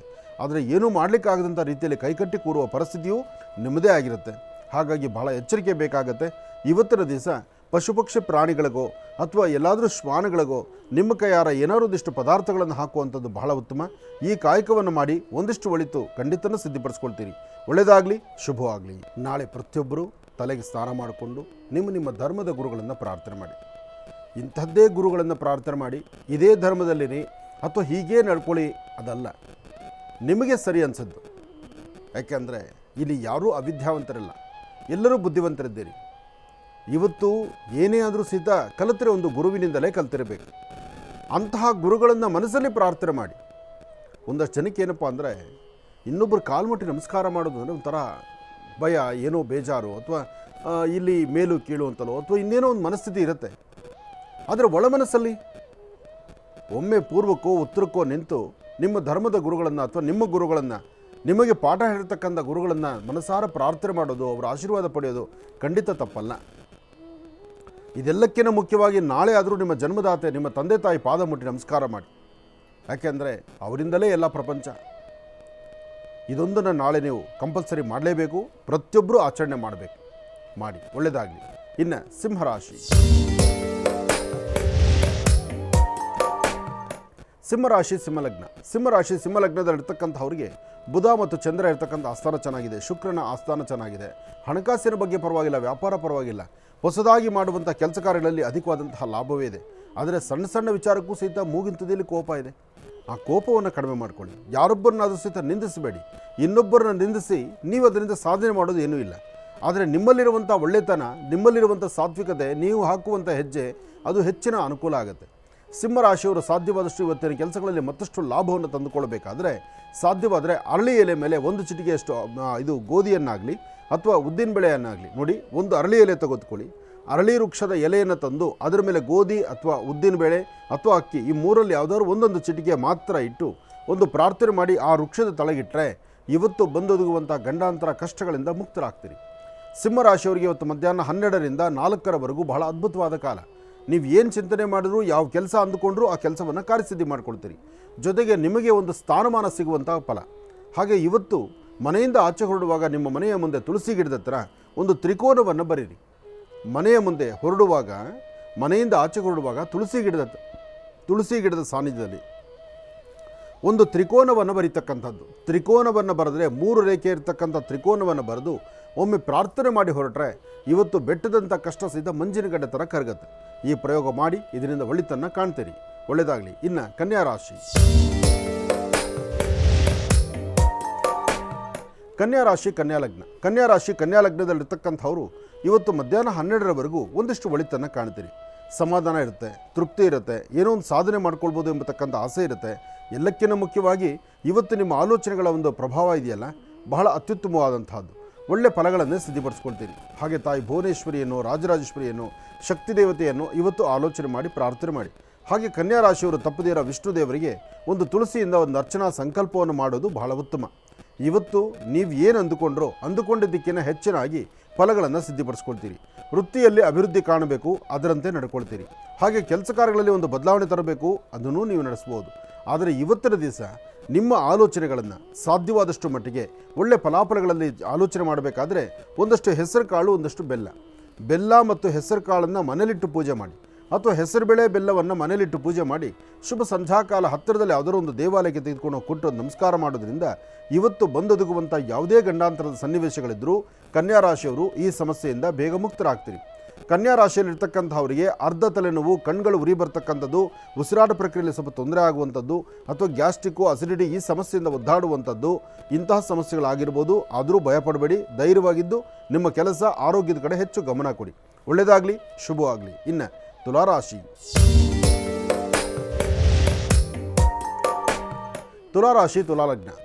ತುಲಾಲಗ್ನದಲ್ಲಿರ್ತಕ್ಕಂಥವ್ರಿಗೆ ಬುಧನ ಆಸ್ಥಾನ ಚೆನ್ನಾಗಿದೆ, ಗುರುವಿನ ಅನುಗ್ರಹ ಇದೆ, ಇಷ್ಟಾರ್ಥವನ್ನು ಸಿದ್ಧಪಡಿಸ್ಕೊಳ್ತಕ್ಕಂಥ ಯೋಗ ಫಲ ಇದೆ.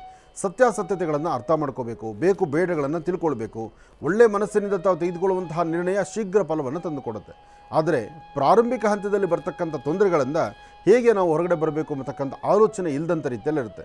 ಅದರಲ್ಲೂ ತುಲಾರಾಶಿಯಲ್ಲಿರ್ತಕ್ಕಂಥ ಹೆಣ್ಣು ಮಕ್ಕಳು ಇವತ್ತು ಕೆಲವು ಇಕ್ಕಟ್ಟುಗಳಿಗೆ ಸಿಲುಕೊಳ್ತೀರಿ. ಹಿಂದೆ ಯಾವತ್ತೋ ಮಾಡಿರ್ತಕ್ಕಂಥ ತಪ್ಪು ಒಪ್ಪುಗಳು ಇವತ್ತು ಮರುಕಳಿಸ್ಬೋದು. ಹಿಂದೆ ನಿಮ್ಮಲ್ಲಿರ್ತಕ್ಕಂಥ ಬಾಂಧವ್ಯ, ಆ ಪ್ರೀತಿ ವಿಶ್ವಾಸ ಇವತ್ತು ಪುನಃ ನಿಮ್ಮ ಅಪೇಕ್ಷೆ ಬೇಕು ಅಂತ ಅಪೇಕ್ಷಿಸ್ಬೋದು. ಆದರೆ ರೈಲೋದ್ಮೇಲೆ ಟಿಕೆಟ್ ತೊಗೊಂಡಂಗೆ ಆಗಿಬಿಡುತ್ತೆ. ನಮ್ಮ ಬಾಲ್ಯದಿಂದ ಅಥವಾ ನಮ್ಮ ಜೊತೆಯಲ್ಲಿರ್ತಕ್ಕಂಥ ಅಥವಾ ನಮ್ಮ ಕುಟುಂಬದಲ್ಲಿರ್ತಕ್ಕಂಥ ವ್ಯಕ್ತಿಗಳ ಆ ಪ್ರೀತಿ ವಿಶ್ವಾಸವನ್ನು ಮಧ್ಯದಲ್ಲಿ ಅದಕ್ಕೊಂದು ಕಡಿವಾಣ ಹಾಕಿರ್ತೀವಲ್ವ, ಅದು ಪುನಃ ಬೇಕು ಅಂತ ಅಪೇಕ್ಷೆ ಪಟ್ಟರೆ ಇವತ್ತು ಸಿಗ್ತಕ್ಕಂಥದ್ದಲ್ಲ. ಅಂದರೆ ಹಳೆಯದನ್ನು ನೆನೆಸ್ಕೊಳ್ಳುವಂತಹ ದಿನ ಇವತ್ತಾಗ್ಬಿಡುತ್ತೆ ನಮಗೆ. ಇವತ್ತು ತುಲಾರಾಶಿಯವರು ಏನೇ ಮಾಡಬೇಕಾದರೂ ಸ್ವಲ್ಪ ಜಾಗೃತೆಯಿಂದ ಇರಲಿ. ಹಾಗೆ ಇವತ್ತಿನ ಟ್ರಾನ್ಸಾಕ್ಷನ್ಸು, ಹಣಕಾಸಿನ ವಿಚಾರ, ಕಾಗದ ಪತ್ರಗಳು, ಸಹಿ ಆಗ್ತಕ್ಕಂಥದ್ದು, ಇಂಥದ್ದು ಏನೇ ಮಾಡಬೇಕಾದರೂ ಯಾರಾದರೂ ತಿಳಿದಿರ್ತಕ್ಕಂಥವ್ರು ಒಬ್ಬರನ್ನ ಪಕ್ಕದಲ್ಲಿಟ್ಕೊಂಡು ಮುಂದುವರಿಸ್ತಕ್ಕಂಥದ್ದು ಬಹಳ ಉತ್ತಮ. ಎಷ್ಟೇ ನೀವು ಜ್ಞಾನವಂತರಾದರೂ ಇವತ್ತು ಎಡುವಂಥದ್ದು ಸಾಕಷ್ಟು ಆಗುತ್ತೆ. ಜೋಪಾನ ಇರಲಿ, ಎಚ್ಚರಿಕೆ ಇರಲಿ. ಇನ್ನು ವೃಶ್ಚಿಕ ರಾಶಿ, ವೃಶ್ಚಿಕ ರಾಶಿ ವೃಶ್ಚಿಕ ಲಗ್ನದಲ್ಲಿರ್ತಕ್ಕಂಥವ್ರಿಗೆ ಬುಧನ ಆಸ್ಥಾನ ಚೆನ್ನಾಗಿದ್ದು, ಗುರುವಿನ ಅನುಗ್ರಹ ಇದ್ದು, ಇಷ್ಟಾರ್ಥವನ್ನು ಸಿದ್ಧಿಪಡಿಸ್ಕೊಳ್ತಕ್ಕಂಥ ಯೋಗಫಲ ಇದೆ. ಇವತ್ತು ಬೇಕು ಬೇಡಗಳನ್ನು ಸರಿಯಾಗಿ ಆಲೋಚನೆ ಮಾಡಬೇಕು, ಸರಿ ತಪ್ಪುಗಳನ್ನು ತಿಳ್ಕೊಳ್ಬೇಕು. ಒಳ್ಳೆ ಮನಸ್ಸಿನಿಂದ ನೀವು ಮಾಡುವ ಕಾಯಕ ಶೀಘ್ರ ಫಲ ಸಿಗುತ್ತೆ.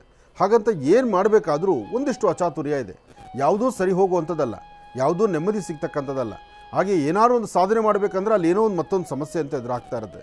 ಇವತ್ತು ಒಂದಷ್ಟು ಜನಕ್ಕೆ ಆರೋಗ್ಯದಲ್ಲಿ ವ್ಯತ್ಯಾಸ, ಮಾನಸಿಕವಾದಂಥ ಒತ್ತಡ, ಹಾಗೆ ದೊಡ್ಡ ಜವಾಬ್ದಾರಿ ಹೇಗೆ ನಿಭಾಯಿಸೋದು ಅಥವಾ ಮಾಡುವಂಥ ಕೆಲಸ ಆಗುವಂಥ ಸಮಸ್ಯೆ ಏನು, ಈ ಸಮಸ್ಯೆಗಳೆಲ್ಲವೂ ಸಹಿತ ದೂರ ಮಾಡಿಕೊಂಡು ಒಂದಿಷ್ಟು ಒಳಿತನ್ನು ಸಿದ್ಧಪಡಿಸ್ಕೊಳ್ಬೇಕಾದ್ರೆ ವೃಶ್ಚಿಕ ರಾಶಿ ವೃಶ್ಚಿಕ ಲಗ್ನದಲ್ಲಿರ್ತಕ್ಕಂಥವರು ಇವತ್ತು ಕುಲದೇವರನ್ನು ಪ್ರಾರ್ಥನೆ ಮಾಡ್ತಾ ವೆಂಕಟೇಶೋ ವಾಸುದೇವೋ ಪ್ರದ್ಯುಮ್ನೋ ವಿಧವಿಕ್ರಮಃ ಸಂಕರ್ಷಣ ಅನಿರುದ್ಧಶ್ಚ ಶೇಷಾದ್ರಿ ಪತರೇವಚ, ಹಾಗೆ ಶ್ರೀನಿವಾಸನ್ನು ಮಹಾವಿಷ್ಣುವನ್ನು ಪ್ರಾರ್ಥನೆ ಮಾಡಿ ಒಂದು ಚಿಟಿಕೆಯಷ್ಟು ಹೆಸರು ಕಾಳು ಹೆಸರು ಬೆಳೆಯನ್ನು ದೃಷ್ಟಿ ತೆಗೆದು ಹಸಿರು ಗಿಡದ ಮೇಲೆ ಹಾಕಿ ಹಸಿರು ಬಣ್ಣದ ವಸ್ತ್ರ ಆಗಿರಲಿ ಅಥವಾ ಹುಲ್ಲುಗಾವಲು, ಎಲ್ಲಿ ಹುಲ್ಲು ಜಾಸ್ತಿ ಹಸಿರು ಬಣ್ಣ ಇರುತ್ತೋ ಅಲ್ಲಿ, ಅಥವಾ ಒಂದಷ್ಟು ಹೆಸರು ಕಾಳನ್ನು ಇಂತಹದ್ದನ್ನು ಆಯಾ ಸಾನ್ನಿಧ್ಯದಲ್ಲಿ ವಿಷ್ಣುದೇವರನ್ನ ಪ್ರಾರ್ಥನೆ ಮಾಡಿ ದೇವರ ಸಾನ್ನಿಧ್ಯಕ್ಕೋ ಅಥವಾ ಎಲ್ಲನ ಕಡು ಬಡವರಿಗೋ ಇಂತಹದ್ದನ್ನು ನೀವು ದಾನವಾಗಿ ಕೊಟ್ಟರೆ ಒಂದಷ್ಟು ಮಟ್ಟಿಗೆ ಅನುಕೂಲವನ್ನು ಸಿದ್ಧಪಡಿಸ್ಕೊಳ್ಬೋದು. ಒಳ್ಳೆಯದಾಗಲಿ, ಶುಭವಾಗಲಿ. ಇನ್ನು ಮಹರ್ಷಿವಾಣಿ ಕಾರ್ಯಕ್ರಮಕ್ಕೆ ಕರೆ ಮಾಡ್ತಕ್ಕಂಥವರು ಸಾಕಷ್ಟು ಜನ ಇದ್ದೀರಿ. ಹಾಗೆ ಇವತ್ತು ಪ್ರಥಮದಲ್ಲಿ ಅಂದರೆ ಈ ಮೊದಲನೇ ಕರೆ ಯಾರ್ದು ಬನ್ನಿ ನೋಡೋಣ. ಹಲೋ ಹಲೋ ಹಲೋ ಹಲೋ, ಹೇಳಿಮ್ಮ, ಮಾತಾಡಿ ತಾಯಿ. ಹಲೋ ಸ್ವಾಮಿ, ನಾನು ಮನೇಲಿ ತುಂಬಾ ಪ್ರಾಬ್ಲಮ್ ಬರ್ತಾ ಇದೆ, ತುಂಬಾ ಕಷ್ಟದಲ್ಲಿದ್ದೀನಿ ಸ್ವಾಮಿ. ಎಲ್ಲಿಂದ ಕರೆ ಮಾಡ್ತಿದ್ದೀರಿ? ಹಲೋ ಹಲೋ, ಮಾತಾಡಮ್ಮ. ನಾನು ಚಿಕ್ಕಮಗಳೂರಿಂದ. ಹಾಂ, ಹೇಳಿಮ್ಮ, ಮಾತಾಡು ತಾಯಿ. ಮನೇಲಿ ತುಂಬಾ ತಾಪತ್ರೆ, ಮನೆ ಜಾಗ ಸರಿ ಇಲ್ಲ ಅನ್ಸ್ಕೊಂತು ಮನೆ ಬಿಟ್ಟು ಬಂದಿದೀವಿ. ನನ್ ಗಂಡ ತೀರೋಗಿ 5 ವರ್ಷ ಆಯ್ತು. ಹಲೋ, ಮಾತಾಡಮ್ಮ, ನನಗೆ ಕೇಳಿಸ್ತಾ ಇದೆ ತಾಯಿ. ತುಂಬಾ ಕಷ್ಟದಲ್ಲಿದ್ದೀವಿ ಸ್ವಾಮಿ, ಸಾಲದಲ್ಲಿದ್ದೀವಿ. ಮನೆ ಜಾಗ ಸರಿ ಇಲ್ಲ ಅಂತ ಮನೆ ಬಿಟ್ಟು ಬಂದಿದೀವಿ. ಬಾಡಿಗೆ ಮನೇಲಿದ್ದೀವಿ. ಮಗ ಹೇಳಿದ ಮಾತನ್ನ ಕೇಳ್ತಾ ಇಲ್ಲ ಸ್ವಾಮಿ. ಮಗನ ಬಗ್ಗೆ ಕೇಳಬೇಕಿತ್ತು. ಈಗ ಸ್ವಂತ ಮನೆ ಬಿಟ್ಟು ಬಾಡಿಗೆ ಮನೇಲಿದ್ದೀರಮ್ಮ? ಮನೆ ಬಿಟ್ಟು ಬಾಡಿಗೆ ಮನೇಲಿ ಬಂದಿದ್ದೀವಿ ಸ್ವಾಮಿ. ಯಾಕಿಂತ ತಪ್ಪು ಮಾಡ್ಕೊಂಡ್ರಿ? ಸ್ವಂತ ಮನೆ ಸರಿ ಇಲ್ಲ ಅಂತ ಯಾರು ಹೇಳಿದ್ರು? ತುಂಬಾ ಜನ ಹೇಳಿದ್ರು, 10 ವರ್ಷದಿಂದಲೂ ಹೇಳ್ತಾರೆ ಇದ್ರು, ಮನೆ ಜಾಗ ಸರಿ ಇಲ್ಲ. ಈಗ ಆ ಮನೆ ಬಾಡಿಗೆ ಮನೇಲಿ ಈಗ ಆ ಮನೆ ವಾಸ ಇದೆಯೋ ಅಥವಾ ಬಾಡಿಗೆ ಸುಮ್ಮನೆ ಬಾಗಿಲು ಹಾಕ್ಬಿಟ್ಟಿದ್ದೀರೋ? ಬಾಗಿಲು ಹಾಕಿ ಬಂದಿದ್ವಿ. ಅಲ್ಲಮ್ಮ, ಸ್ವಂತ ಜಾಗನ ಬಾಗಿಲು ಹಾಕಿ ಇನ್ನೊಂದು ಕಡೆ ಬಾಡಿಗೆ ದುಡ್ಡು ಕಟ್ಕೊಂಡು ಅಲ್ಲಿ ಜೀವನ ಮಾಡಿದ್ರೆ ನಿಮ್ಮ ಜೀವನ ಸರಿ ಹೋಗುತ್ತಮ್ಮ. ಈಗ ಅಲ್ಲಿಂದ ನೀವು ಇಲ್ಲಿ ಬಂದ್ರಲ್ಲ, ಇಲ್ಲಿ ಏನು ಸುಖ ಕಂಡಿದ್ದೀರಿ ತಾಯಿ? ಇಲ್ಲಿ 6 ತಿಂಗಳಾಯ್ತು ಮನೆಗೆ ಇಲ್ಲಿ ಬಂದು. ಈಗ 6 ತಿಂಗಳಿಂದ ಎಷ್ಟು ಸುಖ ಸಂತೋಷ ಅನುಭವಿಸಿದ್ದೀರಮ್ಮ? ನಾನೊಂದು ಮಾತು ಹೇಳ್ತೀನಿ ಕೇಳಿ ತಾಯಿ. ನಮ್ಮದು ಅಂತ ಏನಿದೆಯೋ ಅದು ಯಾವತ್ತೂ ಸುಖ ಸಂತೋಷ ಸಾಮ್ರಾಜ್ಯವೇ. ಆದರೆ ಅದಕ್ಕೆ 4 ಜನ 4 ಥರ ಹೇಳ್ತಾ ಹೋಗ್ತಾರೆ. ನಮ್ಗಳ ಮನಸ್ಸು ಏಕಾಗ್ರತೆ ಇಲ್ದಿರ ಮನಸ್ಸಲ್ಲಿ ಆ ಕಷ್ಟ ಅಂದಾಗ ನಾವು ಮನಸ್ಸನ್ನು ಬೇರೆ ಕಡೆ ಹರಿಬಿಟ್ಟಾಗ ಮಾತ್ರ ಅದು ದ್ವಂದ್ವ ಮನಸ್ಸಾಗ್ಬಿಡುತ್ತೆ. ನಾನು ಹೇಳ್ತಾ ಇದ್ದೀನಿ, ನಿನ್ನ ಸ್ವರತರಂಗ ಪ್ರಕಾರ ನಿನ್ನ ಸ್ವಂತ ಗೂಡಿನಲ್ಲಿ ನೀನು ಸ್ವಂತ ಜಾಗದಲ್ಲೇ ಇದ್ದು ಅಲ್ಲೇ ಒಂದಿಷ್ಟು ಪೂಜೆ ಪುನಸ್ಕಾರ ಅಂತ ಮಾಡಿಕೊಂಡು ಶ್ರದ್ಧಾಭಕ್ತಿ ನೀವು ಅಲ್ಲಿ ವಾಸ ಮಾಡಿದರೆ ನೀನು ಭಾಳ ನೆಮ್ಮದಿಯಾಗಿರ್ತಿದ್ದಮ್ಮ. ನೀವು ತಪ್ಪು ಮಾಡ್ಕೊಂಡ್ರಿ. ನಿಮ್ಮ ಸ್ವಂತ ಮನೆ ಬಿಟ್ಟು ಅಲ್ಲಿ ಬಾಗಿಲು ಹಾಕ್ಕೊಂಡು ಅಲ್ಲಿ ಒಂದು ದೀಪ ಇಲ್ದಿರ ಇವತ್ತು ಸರ್ ನೀವು ಇನ್ನೊಂದು ಬಾಡಿಗೆ ಮನೆಗೆ ಬಂದು ಇಲ್ಲಿ ಬಾಡಿಗೆ ಕಟ್ಕೊಂಡು ಇಲ್ಲೇನೋ ಸುಖ ಕಾಣಬೇಕು ಅಂತ ಇಲ್ಲಿ ಇನ್ನೂ ಕಷ್ಟ ಅನುಭವಿಸ್ಕೊಂಡು ಕಷ್ಟಪಟ್ಟು ಬಾಡಿಗೆ ಕಟ್ಟೋ ಪರಿಸ್ಥಿತಿ ನಿಮ್ದು ಆಗೋಯ್ತು. ಆದಷ್ಟು ಒಳ್ಳೆ ಮನಸ್ಸಿನಿಂದ ಸ್ವಂತ ಮನೆಗೆ ಹೋಗಿ ಅಲ್ಲಿ ನೀವು ಜೀವನ ಮಾಡೋದಾದರೆ ಖಂಡಿತ ನಿಮ್ಮ ಸ್ವರತರಂಗ ಪ್ರಕಾರ ತುಂಬ ಬದಲಾವಣೆ ಕಾಣ್ತೀರಿ. ಒಳ್ಳೆಯದಾಗಲಿ ತಾಯಿ. ಇವತ್ತು ಬುಧವಾರ, ವಿಷ್ಣುದೇವರ ಆರಾಧನೆ. ವಿಷ್ಣುದೇವರ ಇವತ್ತಿನ ಆರಾಧನಾ ಮಹೋತ್ಸವ. ನಾಳೆ ಬೆಳಗ್ಗೆ ಎದ್ದರೆ ಗುರುವಾರ. ಶಿರಡಿಯಲ್ಲಂತೂ ಅಂದರೆ ಭಗವಾನ್ ಶಿರಡಿ ಸದ್ಗುರು ಸಾಯಿನಾಥರ ಸಾನ್ನಿಧ್ಯ. ಶಿರಡಿ ಗ್ರಾಮದಲ್ಲಿ ನಾಳೆ ಬಹಳಷ್ಟು ವಿಶೇಷವಾಗಿರ್ತಕ್ಕಂತಹ ಅಲಂಕಾರ. ಶಿರಡಿಯಲ್ಲಿ ಬಾಬಾರವರ ದರ್ಶನಕ್ಕೆ ಈಗಾಗಲೇ ಸಾಕಷ್ಟು ಜನ ಅಲ್ಲಿ ಯಾತ್ರೆ ನಡೆಸ್ತಾ ಇದ್ದಾರೆ. ಒಂದು ಕಡೆ ಬಾಬಾರವರ ದರ್ಶನ, ಮತ್ತೊಂದು ಕಡೆ ಮಂತ್ರಾಲಯದ ಪ್ರಭುಗಳಾದಂತಹ ಗುರು ರಾಘವೇಂದ್ರ ಸ್ವಾಮಿಗಳ ದರ್ಶನ, ಹಾಗೆ ಜಗದ್ಗುರುಗಳ ದರ್ಶನ. ಹೀಗೆ ಎಲ್ಲೆಲ್ಲಿ ಗುರು ಪರಂಪರೆ ಇದೆಯೋ ಅಲ್ಲೆಲ್ಲವೂ ವಿಶೇಷ. ಇನ್ನು ಇದನ್ನೆಲ್ಲವನ್ನೂ ಸಹಿತ ಮೀರಿರ್ತಕ್ಕಂಥದ್ದು ಗಾಣಗಾಪುರದ ದತ್ತಕ್ಷೇತ್ರ. ಅಲ್ಲಿ ಗುರು ದತ್ತಾತ್ರೇಯರ ದರ್ಶನ ಮಾಡಬೇಕು, ದತ್ತನ ಆ ಪಾದಕಿಗಳ ದರ್ಶನ ಮಾಡಬೇಕು, ನರಸಿಂಹ ಸರಸ್ವತಿಗಳ ಆ ದರ್ಶನ ಮಾಡಬೇಕು ಎಂಬತಕ್ಕಂಥ ಚಿಂತನೆಗೂ ಸಾಕಷ್ಟು ಜನ ಇದ್ದಾರೆ. ಏನೇ ಆದರೂ ಆಯಾ ಪ್ರಾಂತ್ಯದಲ್ಲಿರ್ತಕ್ಕಂಥ ಗುರು ಪರಂಪರೆಯನ್ನು, ಗುರುಗಳನ್ನು ದರ್ಶನ ಮಾಡುವಂಥ ಸೌಭಾಗ್ಯ ನಾಳೆ ಎಲ್ಲರಿಗೂ ಸಿಗುವಂಥದ್ದಾಗಲಿ. ಗುರು ಎಂಬತಕ್ಕಂಥ ಪದವೇ ಅಂತಹ ಅದ್ಭುತವಾದಂಥದ್ದು. ಸೂರ್ಯನ ಪ್ರಭೆ, ಸೂರ್ಯ ಕಿರಣಗಳ ಥರ. ಆ ಸೂರ್ಯನ ಕಿರಣಗಳು, ಸೂರ್ಯ ಪ್ರಭೆ ಎಲ್ಲ ಕಡೆ ಪಸರಿಸಿದ್ರೆ ಮಾತ್ರ ಅಲ್ಲಿ ಸೃಷ್ಟಿಯ ಬೆಳಕಾಗುವಂಥದ್ದು. ಅದು ಗುರುವಿನ ವಾಕ್ಯ, ಗುರುವಿನ ಅನುಗ್ರಹ. ಒಳ್ಳೆಯದಾಗಲಿ, ಶುಭವಾಗಲಿ. ಇನ್ನು ಧನುರಾಶಿ.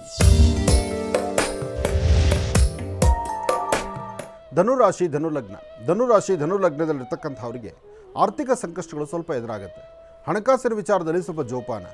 ಏನೇ ಖರ್ಚು ವೆಚ್ಚ ಮಾಡಬೇಕಾದ್ರೂ ಯಾವುದೇ ದುಂಬಿ ವೆಚ್ಚ ಮಾಡಿದಿರ ಯಾವುದು ಬೇಕು ಯಾವುದು ಬೇಡ, ಯಾವುದು ಸರಿ ಯಾವುದು ತಪ್ಪು ಹಾಗೆ ನಂಬಿಸ್ತಕ್ಕಂಥವ್ರು, ಜೊತೆಲಿದ್ದು ಮೋಸ ಮಾಡ್ತಕ್ಕಂಥವ್ರು, ಅಥವಾ ಯಾರೊಬ್ಬರನ್ನ ನಂಬಿದ್ರೂ ನಂಬಿರ್ತಕ್ಕಂಥ ವ್ಯಕ್ತಿಗಳು ಎಲ್ಲೋ ನಡುಬೀದಿಯಲ್ಲಿ ಬಿಟ್ಟು ಹೋಗ್ತಾರನೋ ಎಂಬತಕ್ಕಂಥ ಭಯಭೀತರಾಗ್ತಕ್ಕಂಥದ್ದು. ಹಾಗೆ ಕೆಲವಷ್ಟು ವಿಚಾರಗಳಲ್ಲಿ ಹುಗೂಡಿಟ್ಟಂಥ ಹಣವೋ ಅಥವಾ ಇಟ್ಟಿರ್ತಕ್ಕಂಥದ್ದು ಎಲ್ಲೋ ಒಂದು ವಸ್ತುವನ್ನಿಟ್ಟು ಹುಡುಕಾಟ ಮಾಡ್ತಕ್ಕಂಥದ್ದು. ಒಟ್ಟಾರೆ ಹೇಳಬೇಕಾದ್ರೆ ಧನುರಾಶಿಗೆ ಇವತ್ತು ಸಂಪೂರ್ಣವಾದಂಥ ಲಾಭ ಅಲ್ಲ. ಹಾಗಂತ ಕೈಕಟ್ಟಿ ಕೂರಬೇಕಾದಿಲ್ಲ. ನಿಮ್ಮ ಶ್ರಮವಹಿಸಿ ಮಾಡಲೇಬೇಕು. ಶ್ರಮವಹಿಸಿ ಮಾಡಿದಾಗ ಮಾತ್ರ ಅದರ ಫಲಗಳು ಸಿಗ್ತಕ್ಕಂಥದ್ದು. ಹಾಗೆ ಇವತ್ತು ಏನೇ ಮಾಡಬೇಕಾದರೂ ಸರಿಯಾದ ಕ್ರಮವನ್ನು ಅನುಸರಿಸಬೇಕು. ವೃತ್ತಿಯಲ್ಲಿ ಅಭಿವೃದ್ಧಿಯನ್ನು ಕಾಣಬೇಕು, ಫಲಾಫಲಗಳನ್ನು ಸಿದ್ಧಿಪಡಿಸ್ಕೊಳ್ಬೇಕು. ಇದಕ್ಕಾಗಿ ಗಣಪತಿಯನ್ನು ಪ್ರಾರ್ಥನೆ ಮಾಡಿ. ಸಾಧ್ಯವಾದರೆ ನಿಮ್ಮ ಕುಲದೇವರ ಒಂದು ಆರಾಧನೆ ಮಾಡಿ, ಗಣಪತಿಗೆ ನಮಸ್ಕಾರ ಮಾಡಿ, ಮಹಾವಿಷ್ಣುವಿಗೆ 2 ತುಳಸಿ ದಳವನ್ನು ನೀವು ಪ್ರಾರ್ಥನೆ ಮಾಡಿ ಕೊಡೋದ್ರಿಂದ ಮತ್ತಷ್ಟು ಲಾಭವನ್ನು ತಂದುಕೊಳ್ತೀರಿ. ಹಾಗೆ ಇವತ್ತಿನ ದಿವಸ ಮಧ್ಯಾಹ್ನ ಅಥವಾ ಸಂಧ್ಯಾಕಾಲ 1 ಚಿಟಿಕೆ ಹೆಸರು ಕಾಳನ್ನು ಉತ್ತರಾಭಿಮುಖವಾಗಿ ನಿಂತು ದೃಷ್ಟಿ ತೆಗೆದು ಆಚೆ ಹಾಕೋದ್ರಿಂದ ಆಗಿಂದಾಗಲೇ ಬಂದೊದಗುವಂಥ ಯಾವುದೇ ಒಂದು ಸಮಸ್ಯೆಗಾದರೂ ಒಂದು ಪರಿಹಾರವನ್ನು ಧನುರಾಶಿಯವರು ತಂದುಕೊಳ್ತೀರಿ. ಇನ್ನು ಮಕರ ರಾಶಿ. ಮಕರ ಲಗ್ನದಲ್ಲಿರ್ತಕ್ಕಂಥವ್ರಿಗೆ ಬುಧನ ಆಸ್ಥಾನ ಚೆನ್ನಾಗಿದೆ, ಗುರುವಿನ ಅನುಗ್ರಹ ಇದೆ, ಇಷ್ಟಾರ್ಥವನ್ನು ಸಿದ್ಧಿಪಡಿಸ್ಕೊಳ್ತಕ್ಕಂಥ ಯೋಗ ಫಲ ಇದೆ. ಪುಣ್ಯಕ್ಷೇತ್ರಗಳು, ತೀರ್ಥಕ್ಷೇತ್ರಗಳು, ದೇವತಾ ದರ್ಶನ, ದೇವರ ಸಾನ್ನಿಧ್ಯಕ್ಕೆ ಹೋಗಿ ಬರ್ತಕ್ಕಂಥದ್ದು, ಏನಾದರೂ ಒಂದು ಸಾಧನೆ ಮಾಡ್ಕೊಳ್ಬೇಕು ಎಂಬತಕ್ಕಂಥದ್ದು, ಆ ಸಾಧನೆಯ ಹಾದಿಯನ್ನು ಮತ್ತಷ್ಟು ಅಭಿವೃದ್ಧಿಪಡಿಸ್ಕೊಳ್ಬೇಕು ಎಂಬತಕ್ಕಂಥ ಚಿಂತನೆ ಇವತ್ತು ಬಹಳ ವಿಶೇಷವಾಗಿರುತ್ತೆ. ಆದರೆ ವೃತ್ತಿಯಲ್ಲಿರ್ತಕ್ಕಂಥವ್ರು ಆಯಾ ವೃತ್ತಿಗೆ ಸಂಬಂಧಪಟ್ಟಂಗೆ ಒಂದಷ್ಟು ಶ್ರದ್ಧಾಭಕ್ತಿಯ ಕಾಯಕವನ್ನು ಮಾಡಬೇಕು. ಆದರೆ ಎಲ್ಲವನ್ನು ಮರೆತು ಮುಂದೆ ನಡೆಯುವಂಥದ್ರಲ್ಲಿ ಅರ್ಥ ಇಲ್ಲ. ಏನೇ ಆದರೂ ಹತ್ತುವ ಮೆಟ್ಲನ್ನಾಗಲಿ ಅಥವಾ ಇರ್ತಕ್ಕಂಥ ಕೆಲಸ ಆಗಿರಲಿ ಅಥವಾ ಸಹಾಯ ಮಾಡಿರ್ತಕ್ಕಂಥ ವ್ಯಕ್ತಿಗಳನ್ನಾಗಲಿ ಆಗಿಂದಾಗಲೇ ಮೆಲುಕು ಹಾಕುವಂಥದ್ದು, ಜ್ಞಾಪಕ ಮಾಡ್ಕೊಳ್ತಕ್ಕಂಥದ್ದು ಮಾಡೋದು ಭಾಳ ಶ್ರೇಯಸ್ಕರ ಅಂತ ಹೇಳ್ಬೋದು. ಇವತ್ತಿನ ದಿವಸ ನಿಮ್ಮ ಕುಲದೇವರನ್ನು ಪ್ರಾರ್ಥನೆ ಮಾಡ್ತಾ ಮನೆಯಲ್ಲಿರ್ತಕ್ಕಂಥ ಹಿರಿಯರ ಮಾತಿನಂತೆ ನೀವು ಒಂದೆಜ್ಜೆ ಮುಂದಕ್ಕೆ ಹಾಕಿದ್ರೆ ಖಂಡಿತ ಮಕರ ರಾಶಿಯವರು ಒಳಿತನ್ನು ಕಾಣ್ತೀರಿ. ಮಕರ ರಾಶಿ, ಮಕರ ಲಗ್ನ, ಈ ಲಗ್ನದಲ್ಲಿ ಜನಿಸಿರ್ತಕ್ಕಂಥವರು, ಈ ರಾಶಿಯಲ್ಲಿರ್ತಕ್ಕಂಥವ್ರು ಇವತ್ತು ನಿಮ್ಮ ಕೈಯಿಂದ ಒಂದಷ್ಟು ಪಶು ಪಕ್ಷಿ ಪ್ರಾಣಿಗಳಿಗೆ ಆಹಾರವನ್ನು ಉಣಬಡಿಸಿ, ಸಾಧ್ಯವಾದರೆ ನಿರ್ಗತಿಕರಿಗೆ ವಸ್ತ್ರದಾನವನ್ನು ಮಾಡಿ. ಇವತ್ತು ನಿಮ್ಮ ಕೈಯಿಂದ ಒಂದಷ್ಟು ವಸ್ತ್ರದಾನ ಮಾಡಿದ್ರೆ ಖಂಡಿತ ಸಾಕಷ್ಟು ಒಳ್ಳೆ ಫಲಗಳನ್ನು ತಾವು ಸಿದ್ಧಿಪಡಿಸ್ಕೊಳ್ತೀವಿ. ಒಳ್ಳೆಯದಾಗಲಿ, ಶುಭವಾಗಲಿ. ಇನ್ನು ಕುಂಭರಾಶಿ.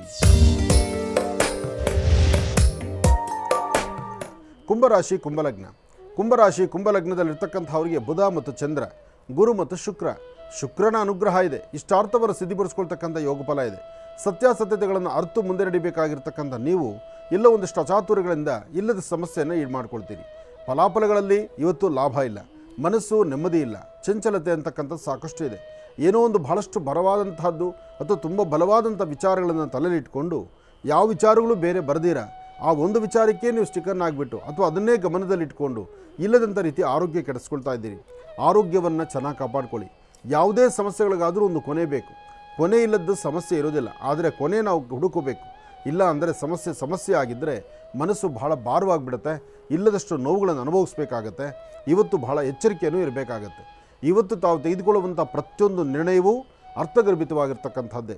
ನಿಮ್ಮ ಕುಲದೇವರನ್ನು ಪ್ರಾರ್ಥನೆ ಮಾಡಿ, ಹಿರಿಯರನ್ನು ಅನುಭವಸ್ಥರ ಒಂದಷ್ಟು ಸಲಹೆಗಳು ತೆಗೆದುಕೊಂಡು ಸರಿಯಾದ ಸನ್ಮಾರ್ಗದಲ್ಲಿ ನಡೀತಕ್ಕಂಥದ್ದು ಬಹಳಷ್ಟು ಉತ್ತಮ. ಇದರಿಂದ ಒಳಿತಾಗತ್ತೆ, ಒಳ್ಳೆ ಫಲವನ್ನು ಸಿದ್ಧಿಪಡಿಸ್ಕೊಳ್ಬೋದಾಗತ್ತೆ. ಒಳ್ಳೆಯದಾಗಲಿ, ಶುಭವಾಗಲಿ. ಇನ್ನು ಮೀನರಾಶಿ. ಮೀನರಾಶಿ ಮೀನಲಗ್ನದಲ್ಲಿರ್ತಕ್ಕಂಥವ್ರಿಗೆ ಚಂದ್ರ ಮತ್ತು ಗುರು ಇರ್ತಕ್ಕಂಥ ಆಸ್ಥಾನ, ಬುಧ ಮತ್ತು ಶುಕ್ರ ಇರ್ತಕ್ಕಂಥ ಆಸ್ಥಾನ ಚೆನ್ನಾಗಿದೆ. ಶುಕ್ರನ ಅನುಗ್ರಹದಿಂದ ದೂರಭಾರ ಪ್ರಯಾಣ, ವ್ಯವಹಾರಗಳು, ಆರ್ಥಿಕ ಪರಿಸ್ಥಿತಿ, ವೃತ್ತಿಯಲ್ಲಿ ಅಭಿವೃದ್ಧಿ, ಯಾವುದಾದ್ರೂ ಒಂದು ಕೆಲಸಗಳನ್ನು ಹೇಗೆ ಮಾಡಬೇಕು ಅಂದ್ಕೊಂಡಿದ್ದೀರೋ ಆಯಾ ಕೆಲಸಗಳನ್ನು ಅಲ್ಲಿಂದಲೇ ಸರಿಪಡಿಸ್ಕೊಳ್ತಾ ಇರ್ತೀರಿ. ಜೊತೆಲಿರ್ತಕ್ಕಂಥ ಆತ್ಮೀಯರು 100 ತರಹ ನಿಮ್ಮ ಮಾರ್ಗದರ್ಶನ ಕೊಟ್ಟರು ಸರಿ ಯಾವುದು ತಪ್ಪ್ಯಾವುದು ಅಂತ ಆಲೋಚನೆ ಮಾಡಿ ಒಂದು ಹೆಜ್ಜೆ ಮುಂದಕ್ಕೆ ಹಾಕುವಂಥ ಪರಿಸ್ಥಿತಿ ನಿಮ್ಮದಾಗಿರುತ್ತೆ. ಇವತ್ತು ನೀವು ನಂಬಿರ್ತಕ್ಕಂಥ ದೈವ, ನೀವು ನಂಬಿರ್ತಕ್ಕಂಥ ನಿಮ್ಮ ಆತ್ಮೀಯರು ಅಥವಾ ನಿಮ್ಮ ಮೇಲಧಿಕಾರಿಗಳು ಇವರ ಮಾರ್ಗದರ್ಶನದಿಂದಲೇ ಸಾಕಷ್ಟು ಒಳಿತನ್ನು ತಾವು ಸಿದ್ಧಿಪಡಿಸ್ಕೊಳ್ಬೋದು. ಇವತ್ತು ತೃಪ್ತಿಕರವಾದಂತಹ ಬದುಕು ಕಟ್ಕೊಳ್ಬೇಕಾಗಿರುವ ನೀವು ಒಂದಷ್ಟು ವ್ಯವಸ್ಥೆಗಳಲ್ಲಿ ಅಡ್ಡಿ ಆತಂಕ ಎದುರಾಗ್ತಾ ಇರುತ್ತೆ. ಇವತ್ತು ಸಾಧ್ಯವಾದಷ್ಟು 1 ಲೋಟ ನೀರಿಗೆ 1 ಚಿಟಿಕೆ ಅರಿಶಿನ ಪುಡಿಯನ್ನು ಹಾಕಿ ಅರಿಶಿಣದ ನೀರಲ್ಲಿ ದೃಷ್ಟಿ ತೆಗೆದು ಹಸಿರು ಗಿಡದ ಮೇಲೆ ಹಾಕೋದ್ರಿಂದ ಯಾವುದೇ ಸಂಕಷ್ಟಗಳು, ಯಾವುದೇ ಕಷ್ಟಗಳಾದರೂ ಅಲ್ಲಿಂದಲೇ ದೂರ ಮಾಡ್ಕೊಳ್ತೀರಿ. ಹೆಚ್ಚಿನ ಫಲವನ್ನು ತಾವು ಸಿದ್ಧಿಪಡಿಸ್ಕೊಳ್ತೀರಿ. ಒಳ್ಳೆಯದಾಗಲಿ, ಶುಭವಾಗಲಿ. ಹಾಗೆ ಮಹರ್ಷಿವಾಣಿ ಕಾರ್ಯಕ್ರಮಕ್ಕೆ ಕರೆ ಮಾಡ್ತಕ್ಕಂಥವರು, ಸಮಸ್ಯೆಗೊಂದು ಪರಿಹಾರವನ್ನು ಹುಡುಕೊಳ್ತಕ್ಕಂಥವರು ಸಾಕಷ್ಟು ಜನ ಇದ್ದೀರಿ. ಬನ್ನಿ ಈಗ ಯಾರು ಕರೆ ಮಾಡಿದ್ದಾರೆ ನೋಡೋಣ. ಹಲೋ, ಹಲೋ, ನಮಸ್ತೆ ತಾಯಿ, ಹೇಳಮ್ಮ. ನಮಸ್ಕಾರ ಗುರುಜಿ. ಹೇಳಮ್ಮ, ಎಲ್ಲಿಂದ ಕರೆ ಮಾಡ್ತಿದ್ದೀರಿ? ಬೆಂಗಳೂರಿಂದ ಮಾಡ್ತಾ ಇದ್ದೀವಿ. ಹೇಳಮ್ಮ. ನಾವೊಂದು ಜಾಗ ತಗೊಂಡಿದ್ದೀವಿ, ಅದು ಮನೆ ಕಟ್ಟಬೇಕು ಅಂತ. ಅದು ಇವಾಗ ಕಟ್ಬೋದಾ ಇಲ್ಲ ಏನು ಹೆಂಗೆ ಅಂತ. ಈಗ ನೀವು ತಗೊಂಡಿರ್ತಕ್ಕಂಥ ಜಾಗ ಮನೆ ಕಟ್ಟಲಿಕ್ಕೆ ಅಂತಲೇ ತೊಗೊಂಡಿದ್ದೀರಲ್ವಾ? ಹೌದು. ಎಷ್ಟು ವರ್ಷ ಆಯಿತು ತಗೊಂಡು? ಇವಾಗ ರೀಸೆಂಟಾಗಿ ಇವಾಗ ತಗೊಂಡಿದ್ದೀವಿ. ಹೌದಾ? ನೀವು ಮನೆ ಕಟ್ಟಲಿಕ್ಕೆ ಅಂತಲೇ ತೊಗೊಂಡ್ಮೇಲೆ ನೀವು ಮನೆ ಕೆಲಸ ಮುಂದುವರ್ಸಿದ್ರೆ ಏನು ತಪ್ಪಿದೆ? ಮುಂದುವರಿಸಿ, ಚೆನ್ನಾಗಿರುತ್ತೆ. ಅದಕ್ಕೆ ಮನೆ ಕಟ್ಟಬೇಕು ಅಂತ ತಗೊಂಡಿದ್ದೀವಿ ಗುರುಜಿ. ಇವಾಗ ರೀಸೆಂಟಾಗಿ ತಗೊಂಡ್ವಿ. ಮನೆ ಇದೆ, ಹೊಡೆದ್ಬಿಟ್ಟು ಕಟ್ಟಬೇಕು. ಅದಕ್ಕೋಸ್ಕರ ಕೇಳ್ತೇನೆ. ಆದಷ್ಟು ಬೇಗನೆ ನಡೀಲಿ. ಯಾರ ಹೆಸರಲ್ಲಿದೆ ಪ್ರಾಪರ್ಟಿ? ಇದು ಪ್ರಾಪರ್ಟಿ ಯಾರ ಹೆಸರಲ್ಲಿ ತಗೊಂಡಿದ್ದೀರಮ್ಮ? ಪ್ರಾಪರ್ಟಿ ಬಂದು ನಮ್ಮ ಹೆಸರಲ್ಲೇ ತಗೊಂಡಿದ್ದೀವಿ ಗುರುಜಿ. ನಿಮ್ಮ ಹೆಸರಲ್ಲೇ ತಗೊಂಡಿದ್ದೀರಿ? ಮಗನ್ಗೆ, ನನಗೆ, ನನ್ನ ಮಗನ ಹೆಸರು, ನನ್ನ ಹೆಸರು ಮಾಡಿ ತಗೊಂಡಿದ್ದೀವಿ. ತುಂಬ ಸಂತೋಷ. ಧೈರ್ಯವಾಗಿ, ಯಾವುದೇ ತರಹ ಅಡಚಣೆಗಳಿಲ್ದಿರ, ಯಾವುದೇ ಮನಸ್ಸಲ್ಲಿ ಆತಂಕ ಇಲ್ದಿರ, ದ್ವಂದ್ವ ನಿಲುವಿಲ್ದಿರ ಧೈರ್ಯವಾಗಿ ಒಂದು ಒಳ್ಳೆ ಮುಹೂರ್ತ ನೋಡಿ, ಶ್ರಾವಣನೋ ಭಾದ್ರಪದನೋ ಅಥವಾ ನಿಮಗೆ ಯಾವಾಗ ಮನೆ ಕಟ್ಟಲಿಕ್ಕೆ 4 ಕಾಸು ಜೋಡಿಸ್ಕೊಂಡಿರ್ತೀರೋ ಆ ಸಮಯಕ್ಕೆ ಧೈರ್ಯವಾಗಿ ಮುಂದಕ್ಕೆ ಶುರು ಮಾಡಿ. ಯಾವತ್ತು ಮನಸ್ಸಲ್ಲಿ ಯಾವುದೇ ಪ್ರಾಪರ್ಟಿ ಬಗ್ಗೆ, ಮನೆ ಕಟ್ಟುವ ಮನೆ ಸ್ಥಳದ ಬಗ್ಗೆ ನಾವು ಅಪನಂಬಿಕೆ ಇಟ್ಕೊಳ್ಬಾರ್ದು. ಮನಸ್ಸಲ್ಲಿ ದ್ವಂದ್ವ ನಿಲುವಿರಬಾರ್ದು. ಈ ಸ್ಥಳದಲ್ಲಿ ನಾವು ನೆಮ್ಮದಿಯಾಗಿರ್ತೀವೋ ಇಲ್ವೋ ಅನ್ನೋ ಒಂದು ಸಂದೇಹ ತಂದುಕೊಳ್ಬಾರ್ದು. ಸ್ಥಳವೆಲ್ಲ ಶುದ್ಧಿ ಮಾಡಿ. ಯಾಕೆಂದ್ರೆ ಆಲ್ರೆಡಿ ಒಂದು ಮನೆ ಇದ್ದು ಅದನ್ನು ಕೆಡವಿ ನೀವು ಮನೆ ಕಟ್ಟೋದ್ರಿಂದ ಆ ಮನೆ ಹಳೆ ಪಾಯನ ತೆಗೆದು, ಆ ಪಾಯ ಸ್ವಲ್ಪ ಒಂದು ಅರ್ಧ ಅಡಿ ಆಳ ಒಳಗಡೆ ತೆಗೆದು ಏನಾದ್ರು ಇರ್ತಕ್ಕಂಥ ಪದಾರ್ಥಗಳೆಲ್ಲ ಶುದ್ಧಿ ಮಾಡಿ ಹೊಸದಾಗಿ ಒಂದಷ್ಟು ಮಣ್ಣು ಹಾಕಿ ಅಲ್ಲಿ ಕೆಲಸ ಶುರು ಮಾಡಿ. ಏನೂ ತೊಂದರೆ ಆಗಲ್ಲ, ಒಳ್ಳೆಯದಾಗತ್ತೆ. ಧೈರ್ಯವಾಗಿರಿ ತಾಯಿ, ಒಳ್ಳೆಯದಾಗಲಿ. ಮಹರ್ಷಿವಾಣಿ ಕಾರ್ಯಕ್ರಮದಲ್ಲಿ ಬರುವಂತಹ ಒಂದಷ್ಟು ವಿಚಾರಗಳು, ಹಾಗೆ ಒಂದಷ್ಟು ಸಲಹೆ ಆಗಿರ್ಬೋದು, ಅಥವಾ ನೊಂದಿರ್ತಕ್ಕಂತಹ ಮನಸ್ಸಿಗೆ ಒಂದಷ್ಟು ಪರಿಹಾರ ಸಿಗುವಂಥದ್ದಾಗಿರ್ಬೋದು, ಅಥವಾ ಆ ದಿನದ ರಾಶಿಫಲ ಆಗಿರ್ಬೋದು, ಜೊತೆಗೆ ಪ್ರತಿ ಗುರುವಾರ ಒಂದೊಂದು ವನಸಿರಿಗಳ ಪರಿಚಯ ಆಗಿರ್ಬೋದು, ಎಲ್ಲವೂ ವಿಶೇಷತೆ ನೋಡ್ಬೋದಾದರೆ ಅದು ಮಹರ್ಷಿವಾಣಿ ಕಾರ್ಯಕ್ರಮದಲ್ಲಿ ಮಾತ್ರನೇ. ಅಂತಹ ಕಾರ್ಯಕ್ರಮಕ್ಕೆ ಇವತ್ತು ಕರೆ ಮಾಡಿರ್ತಕ್ಕಂಥವ್ರು ಈಗ ಯಾರು ಕರೆಯಲ್ಲಿ ಸಿದ್ಧರಾಗಿದ್ದಾರೆ ಬನ್ನಿ ನೋಡೋಣ. ಹಲೋ. ಹಲೋ, ನಮಸ್ತೆ ತಾಯಿ. ನಮಸ್ತೆ ಗುರುಜಿ. ಹೇಳಮ್ಮ, ಎಲ್ಲಿಂದ ಕರೆ ಮಾಡ್ತಿದ್ರಿ? ಗುರುಜಿ, ನಾವು ಬೆಳಗಾಂ ಗೋಕಾಕ್ ತಾಲೂಕಿಂದ ಸರ್. ಹೇಳಮ್ಮ, ಮಾತಾಡು ತಾಯಿ. ಗುರುಜಿ, ನಮ್ಮ ಮನೆಯಲ್ಲಿ ಒಬ್ರಿಗಂತಲೇ ಒಬ್ರಿಗೆ ಹೆಲ್ತ್ ಸರಿ ಉಳಿಯಲ್ಲ ಸರ್. ಹಾಂ. ಮನೆಯಲ್ಲಿ ಹಿರಿಯರು ಏನು ಕೆಲಸ ಮಾಡ್ತಾರಮ್ಮ? ಅವರು ಹೊಲದಲ್ಲೇ ಕೆಲಸ ಮಾಡ್ತಾರೆ ಸರ್. ಹೊಲದಲ್ಲಿ. ಹೇಳಮ್ಮ, ಏನು ಪ್ರಾಬ್ಲಮ್ ಬರ್ತಿದೆ? ಆರೋಗ್ಯದಲ್ಲಿ ವ್ಯತ್ಯಾಸ ಆಗ್ತಾ ಇದೆಯಾ? ಆರ್ಥಿಕ ಸಂಕಷ್ಟಗಳಾಗ್ತಾ ಇದೆಯಾ? ಅಥವಾ ಯಾವ ಥರ ತೊಂದರೆ ಆಗುತ್ತೆ? ಆರೋಗ್ಯದಲ್ಲಿ ಸಂಕಷ್ಟನೇ ಸರ್. ನಮಗೆ ಮನೆಯಲ್ಲಿ ಸರ್ 3 ಜನ ಮಕ್ಕಳು ಇದ್ದಾರೆ ಸರ್. ಒಬ್ರಿಗಂತಲೇ ಒಬ್ಬರಿಗೆ ಆರಾಮ ಆಗೋಲ್ಲ ಸರ್. ಅಂದರೆ ಆರೋಗ್ಯದಲ್ಲಿ ವ್ಯತ್ಯಾಸ ಆಗ್ತಾ ಇದೆ? ಆರೋಗ್ಯದಲ್ಲಿ ವ್ಯತ್ಯಾಸ ಆಗ್ತಾ ಇದೆ ಸರ್. ಆರೋಗ್ಯ ವ್ಯತ್ಯಾಸ. ಮಕ್ಕಳ ವಯಸ್ಸೆಷ್ಟಮ್ಮ? ಒಬ್ಬರಿಗೆ 18 ಸರ್. ಏನು ಓದಿದ್ದಾರೆ, ಏನು ಓದ್ತಾ ಇದ್ದಾರೆ, ಏನು ಮಾಡ್ತಿದ್ದಾರೆ ಈಗ? ಒಬ್ಳು ಡಿಪ್ಲೊಮಾ ಇಂಜಿನಿಯರಿಂಗ್ ಮಾಡ್ತಿದ್ದಾಳೆ ಸರ್. ಒಬ್ಳು ಈಗ ಫಸ್ಟ್ ಇಯರ್ ಸರ್, ಸೈನ್ಸ್ ಮಾಡಿದ್ದಾಳೆ ಸರ್. ಒಬ್ಳು 9th ಇದ್ದಾನೆ ಸರ್. ಈಗ ಆ ಮಕ್ಕಳ ಆರೋಗ್ಯದಲ್ಲಿ ವ್ಯತ್ಯಾಸ ಆಗ್ತಿದೆ ಅಂತ ನಿಮ್ಮ ಆತಂಕ? ಆತಂಕ ಸರ್. ನನಗೂ ಹೆಲ್ತ್ ಸರಿ ಉಳಿಯಲ್ಲ ಸರ್. ಮನೆಯಲ್ಲಿ ಬರೀ ಇದನ್ನೇ ಸಮಸ್ಯೆ ಸರ್. 1 ವರ್ಷ ಆಯ್ತು ಸರ್. ಓಹೋ. ಒಂದು ಕೆಲಸ ಮಾಡಿ, ಮನೆ ಮಂದಿ ಎಲ್ಲರೂ ಸಾಧ್ಯವಾದರೆ ನಿಮ್ಮ ಫುಲ್ ಫ್ಯಾಮಿಲಿಯರೇ, ನಿಮ್ಮ ಪೂರ್ತಿ ಸಂಸಾರ ಅಲ್ಲಿ ಹತ್ತಿರದಲ್ಲಿ ಎಲ್ಲರೂ ಹರಿಯೋ ನೀರಿದ್ದರೆ ಒಂದು ಸ್ನಾನ ಮಾಡಿ ಬನ್ನಿ. ಅದಾದಮೇಲೆ ಒಂದು ಸಮುದ್ರ ಸ್ನಾನ ಮಾಡ್ಕೊಳ್ಳಿ. ಫಸ್ಟು ಹರಿಯೋ ನೀರು ಸ್ನಾನ ಆಗಬೇಕು. ಅನಂತರ ಸಮುದ್ರ ಸ್ನಾನ ಆಗಬೇಕು. ಈ ಎರಡೂ ಆದಮೇಲೆ ಮನೇಲಿ ಒಂದು ಧನ್ವಂತರಿಯನ್ನು ಪ್ರಾರ್ಥನೆ ಮಾಡಿ, ಧನ್ವಂತರಿ ಮಹಾವಿಷ್ಣುವನ್ನ ಪ್ರಾರ್ಥನೆ ಮಾಡಿ, ಹತ್ತಿರದಲ್ಲಿ ಯಾರಾದರೂ ಪುರೋಹಿತರು ಸಿಕ್ಕಿದ್ರೆ ಒಂದು ಧನ್ವಂತರಿ ಯಾಗ ಮಾಡುವಂಥದ್ದು, ಧನ್ವಂತರಿ ಹವನವನ್ನು ಮನೆಯಲ್ಲಿ ಮಾಡಿಕೊಂಡು ಅದಕ್ಕೆ ಸಂಬಂಧಪಡ್ತಕ್ಕಂಥ ಅಮೃತ ಬಳ್ಳಿಗಳಲ್ಲಿ, ಅಮೃತ ಬಳ್ಳಿ ಎಂತ ಸಿಗುತ್ತೆ, ಅಮೃತ ಬಳ್ಳಿನಲ್ಲೇ ಹೋಮ ಮಾಡೋದು. ಧನ್ವಂತರಿ ಮಹಾಯಜ್ಞವನ್ನು ಅಮೃತ ಬಳ್ಳಿಯಲ್ಲಿ ಮಾಡ್ತಾರೆ. ಅಂತಹ ಅಮೃತ ಬಳ್ಳಿನಲ್ಲಿ ಹೋಮ ಮಾಡಿದಾಗ ಆ ಹೋಮದ ಹವಿಸ್ ಕೊಡುವಾಗ ಅದರಿಂದ ಬರ್ತಕ್ಕಂಥ ಆ ಒಂದು ಸುವಾಸನೆ ಇರುತ್ತಲ್ಲ, ಆ ಸ್ಮೆಲ್ ಇರುತ್ತಲ್ಲ, ಅದು ನಿಮಗೆ ಒಂದು ಪರಿಸರದಲ್ಲಿ ಓಡಾಡಿದಾಗ ಏನು ಅನಾರೋಗ್ಯ ಆಗುವಂಥದ್ದು ಅಥವಾ ಯಾರಾದರೂ ತೊಂದರೆ ಮಾಡಿದ್ರು ಅಥವಾ ನಿಮ್ಮ ದೇಹದಲ್ಲಿ ನರನಾಡಿಗಳಲ್ಲಿ ತೊಂದರೆ ಇದ್ದರೂ ಎಲ್ಲವೂ ಬೇಗ ಗುಣ ಆಗುತ್ತೆ. ಆದರೆ ಹರಿಯೋ ನೀರು ಸ್ನಾನ ಆಗಬೇಕು, ಸಮುದ್ರ ಸ್ನಾನ ಆಗಬೇಕು, ತದನಂತರ ಧನ್ವಂತರಿ ಯಾಗ ಆಗಬೇಕು. ಹೀಗೆ ಕ್ರಮವನ್ನು ಅನುಸರಿಸಿದ್ರೆ ನಿಮ್ಮೆಲ್ಲರ ಆರೋಗ್ಯ ಸುಧಾರಣೆ ಆಗುತ್ತೆ, ಮನಸ್ಸಲ್ಲೂ ಶಾಂತಿ ನೆಮ್ಮದಿ ಸಿಗುತ್ತೆ. ಇದು ಮಾಡಿಯಮ್ಮ, ಒಳ್ಳೆಯದಾಗಲಿ. ಆದರೂ ಸಾಕಷ್ಟು ಕುಟುಂಬಗಳಲ್ಲಿ ಇಂತಹದ್ದೇ ಸಮಸ್ಯೆ ಸಾಕಷ್ಟು ಇದೆ. ಆರೋಗ್ಯ ಕೆಡಲಿಕ್ಕೆ 10 ಹಲವಾರು ವಿಭಿನ್ನ ಕಾರಣಗಳಿದೆ. ಒಂದು ಪರಿಸರ, ಇನ್ನೊಂದು ಆರೋಗ್ಯ ಅಂದರೆ ಆಹಾರ, ಎರಡನೇದು ನಾವು ನಡ್ಕೊಳ್ತಕ್ಕಂಥ ರೀತಿ ನೀತಿಗಳು. ಕೆಲವು ಪರಿಸ್ಥಿತಿ ಏನಾಗುತ್ತೆ, ನಾವೇ ಒಂಥರ ಮಂಡಿಗೆ ಬಿದ್ದುಬಿಟ್ಟಿರ್ತೀವಿ. ಏನಾದರೂ ಒಂದು ಒಳಿತನ್ನು, ಒಂದು ಹೊಸತನವನ್ನು, ಒಂದು ಬದಲಾವಣೆಯನ್ನು ತರಬೇಕಾಗಿರ್ತಕ್ಕಂತಹ ನಾವು ಯಾವುದ್ರ ಬಗ್ಗೆಯೂ ಚಿಂತನೆ ಮಾಡಲ್ಲ. ಆಯಾಸ ಆಗುತ್ತೆ, ಸುಸ್ತಾಗುತ್ತೆ, ಒಂದಿಷ್ಟು ಮನಸ್ಸಿಗೆ ಬೇಜಾರಿರುತ್ತೆ. ಅದನ್ನು ನಾವು ಮನಸ್ಸಲ್ಲಿ ಗಟ್ಟಿ ಮಾಡಿ ಕೂತ್ಕೊಂಡ್ಬಿಟ್ರೆ ನಾಳೆ ಆಗಬೇಕಾಗಿರ್ತಕ್ಕಂಥ ಒಳಿತಿನ ಬಗ್ಗೆ ಚಿಂತನೆ ಮಾಡಿದ್ಯಾರು? ಅದನ್ನು ನಾವು ಯೋಚನೆ ಮಾಡೋದಿಲ್ಲ. ವಯಸ್ಸಲ್ಲಿ ಚಿಕ್ಕವರಾಗಲಿ ದೊಡ್ಡವರಾಗಲಿ, ಒಂದು ಕುಟುಂಬದಲ್ಲಿ ಇಂತಹ ಅಚಾತುರ್ಯಗಳಾಗ್ತಿದೆ ಅಂದಾಗ ಫಸ್ಟು ನಾವು ಅದನ್ನು ಆಲೋಚನೆ ಮಾಡಬೇಕು. ಯಾತಕ್ಕೆ ಪ್ರಾಬ್ಲಮ್ ಬರ್ತಿದೆ? ಒಂದು ವಾಸ್ತವಿಕವಾಗಿರ್ತಕ್ಕಂಥದ್ದ, ಅಥವಾ ಏನಾದರೂ ತೊಂದರೆ ತಾಪತ್ರೆಗಳ, ಅಥವಾ ಇದರಿಂದ ಬೇರೆ ಯಾರಾದರೂ ಏನಾದರೂ ತೊಂದರೆ ಮಾಡಿದ್ದಾರಾ? ಈ ಚಿಂತನೆ ಬೇಗ ಮಾಡಬೇಕು, ಅದಕ್ಕೆ ಪರಿಹಾರ ಹುಡುಕ್ಬಿಡ್ಬೇಕು. 1 ವರ್ಷ ಕಾದರೆ ಕೊನೆಗೆ ಹೋಗ್ತಾ ಹೋಗ್ತಾ ಏನಾಗುತ್ತೆ, ನಮ್ಮ ಬಗ್ಗೆ ನಮಗೆ ಒಂಥರ ನಿರ್ಲಕ್ಷ್ಯತನ ಆಗಿಬಿಡುತ್ತೆ. ಸರಿಯಾದ ಸಮಯಕ್ಕೆ ಆಹಾರ ತೊಗೊಳ್ಳಲ್ಲ, ಆಯಾಸ ಆಗುತ್ತೆ, ಸುಸ್ತಾಗುತ್ತೆ, ಮತ್ತು ಮನೇಲಿ ನೆಮ್ಮದಿ ಇರೋದಿಲ್ಲ. ಸಣ್ಣ ಪುಟ್ಟ ವಿಚಾರಕ್ಕೆ ಒಬ್ರಿಗೊಬ್ರು ನೋಡಿ ಘರ್ಷಣೆ ಮಾಡ್ಕೊಳ್ತಾ ಇರ್ತೀರಿ, ಅಲ್ಲಿ ಕೆಟ್ಟು ಹೋಗುತ್ತೆ. ಅಥವಾ ಯಾರೊಬ್ಬರದ್ರ ಸಹಿತ ಕೂತ್ಕೊಂಡಿದ್ದಕ್ಕೊಂದು ಪರಿಹಾರ ಏನು ಅಂತ ಹುಡುಕೊಳ್ಳೋದಿಲ್ಲ. ಏನೋ ಒಂದು ಮಂಡತನ, ನಾಳೆ ಸರಿ ಹೋಗ್ಬೋದು, ನಾಳಿದ್ದು ಸರಿ ಹೋಗ್ಬೋದು, ಆಚೆ ನಾಳೆ ಸರಿ ಹೋಗ್ಬೋದು, ಅಲ್ಲಿ ಮಂಡತನ, ಅಲ್ಲೂ ವ್ಯತ್ಯಾಸ ಆಗುತ್ತೆ. ಹಾಗೆ ಒಂದು ಮನೆಗೆ ಬೆಳಕು ಬೇಕಾದರೆ ಆ ಬೆಳಕು ಹೇಗೆ ಬರುತ್ತೆ, ಹೇಗೆ ಪಸರಿಸುತ್ತೆ ಅನ್ನೋದನ್ನು ಫಸ್ಟ್ ಹುಡುಕೊಳ್ಬೇಕು ನಾವು. 1 ವರ್ಷದಿಂದ ಈ ಥರ ಕಷ್ಟಪಡೋರು ಸಾಕಷ್ಟು ಜನ ಇದ್ದೀರಿ. 1 ತಿಂಗಳಲ್ಲ, 15 ದಿವಸ ಒಂದು ಕುಟುಂಬದಲ್ಲಿ ಆರೋಗ್ಯ, ವ್ಯವಹಾರ, ಕೆಲಸ ಕಾರ್ಯಗಳು, ಯಾವುದೋ ಒಂದು ಅಚಾತುರ್ಯ, ಯಾವುದೋ ಒಂದು ಸಂಕಟ, ಆ ಸಂಕಷ್ಟ ನಿಮ್ಮ ಕುಟುಂಬಕ್ಕಿದೆ ಅಂದರೆ ಮೊದಲು ಆಲೋಚನೆ ಮಾಡಬೇಕು, ಮೊದಲು ಅದನ್ನು ಸರಿಪಡಿಸ್ಕೊಳ್ಬೇಕು. ಯಾಕೆಂದರೆ ಕುಟುಂಬದಲ್ಲಿ ಒಬ್ಬರೋ ಇಬ್ಬರೋ ಅನಾರೋಗ್ಯಕ್ಕೆ ತುತ್ತಾದ ತಕ್ಷಣ ನಮ್ಮ ಕುಟುಂಬಕ್ಕೆ ಏನಾಗಿದೆ ಅನ್ನೋದನ್ನು ಆಲೋಚನೆ ಮಾಡದಿರ ಇದ್ದರೆ ದೊಡ್ಡ ಸಮಸ್ಯೆಗೆ ನಾವು ಸಿಲುಕೊಳ್ಬೇಕಾಗತ್ತೆ. ಅದಕ್ಕಾಗಿ ಬಹಳ ಎಚ್ಚರಿಕೆ ಬೇಕಾಗುತ್ತೆ. ಜೋಪಾನ, ಒಳ್ಳೆಯದಾಗಲಿ, ಶುಭವಾಗಲಿ.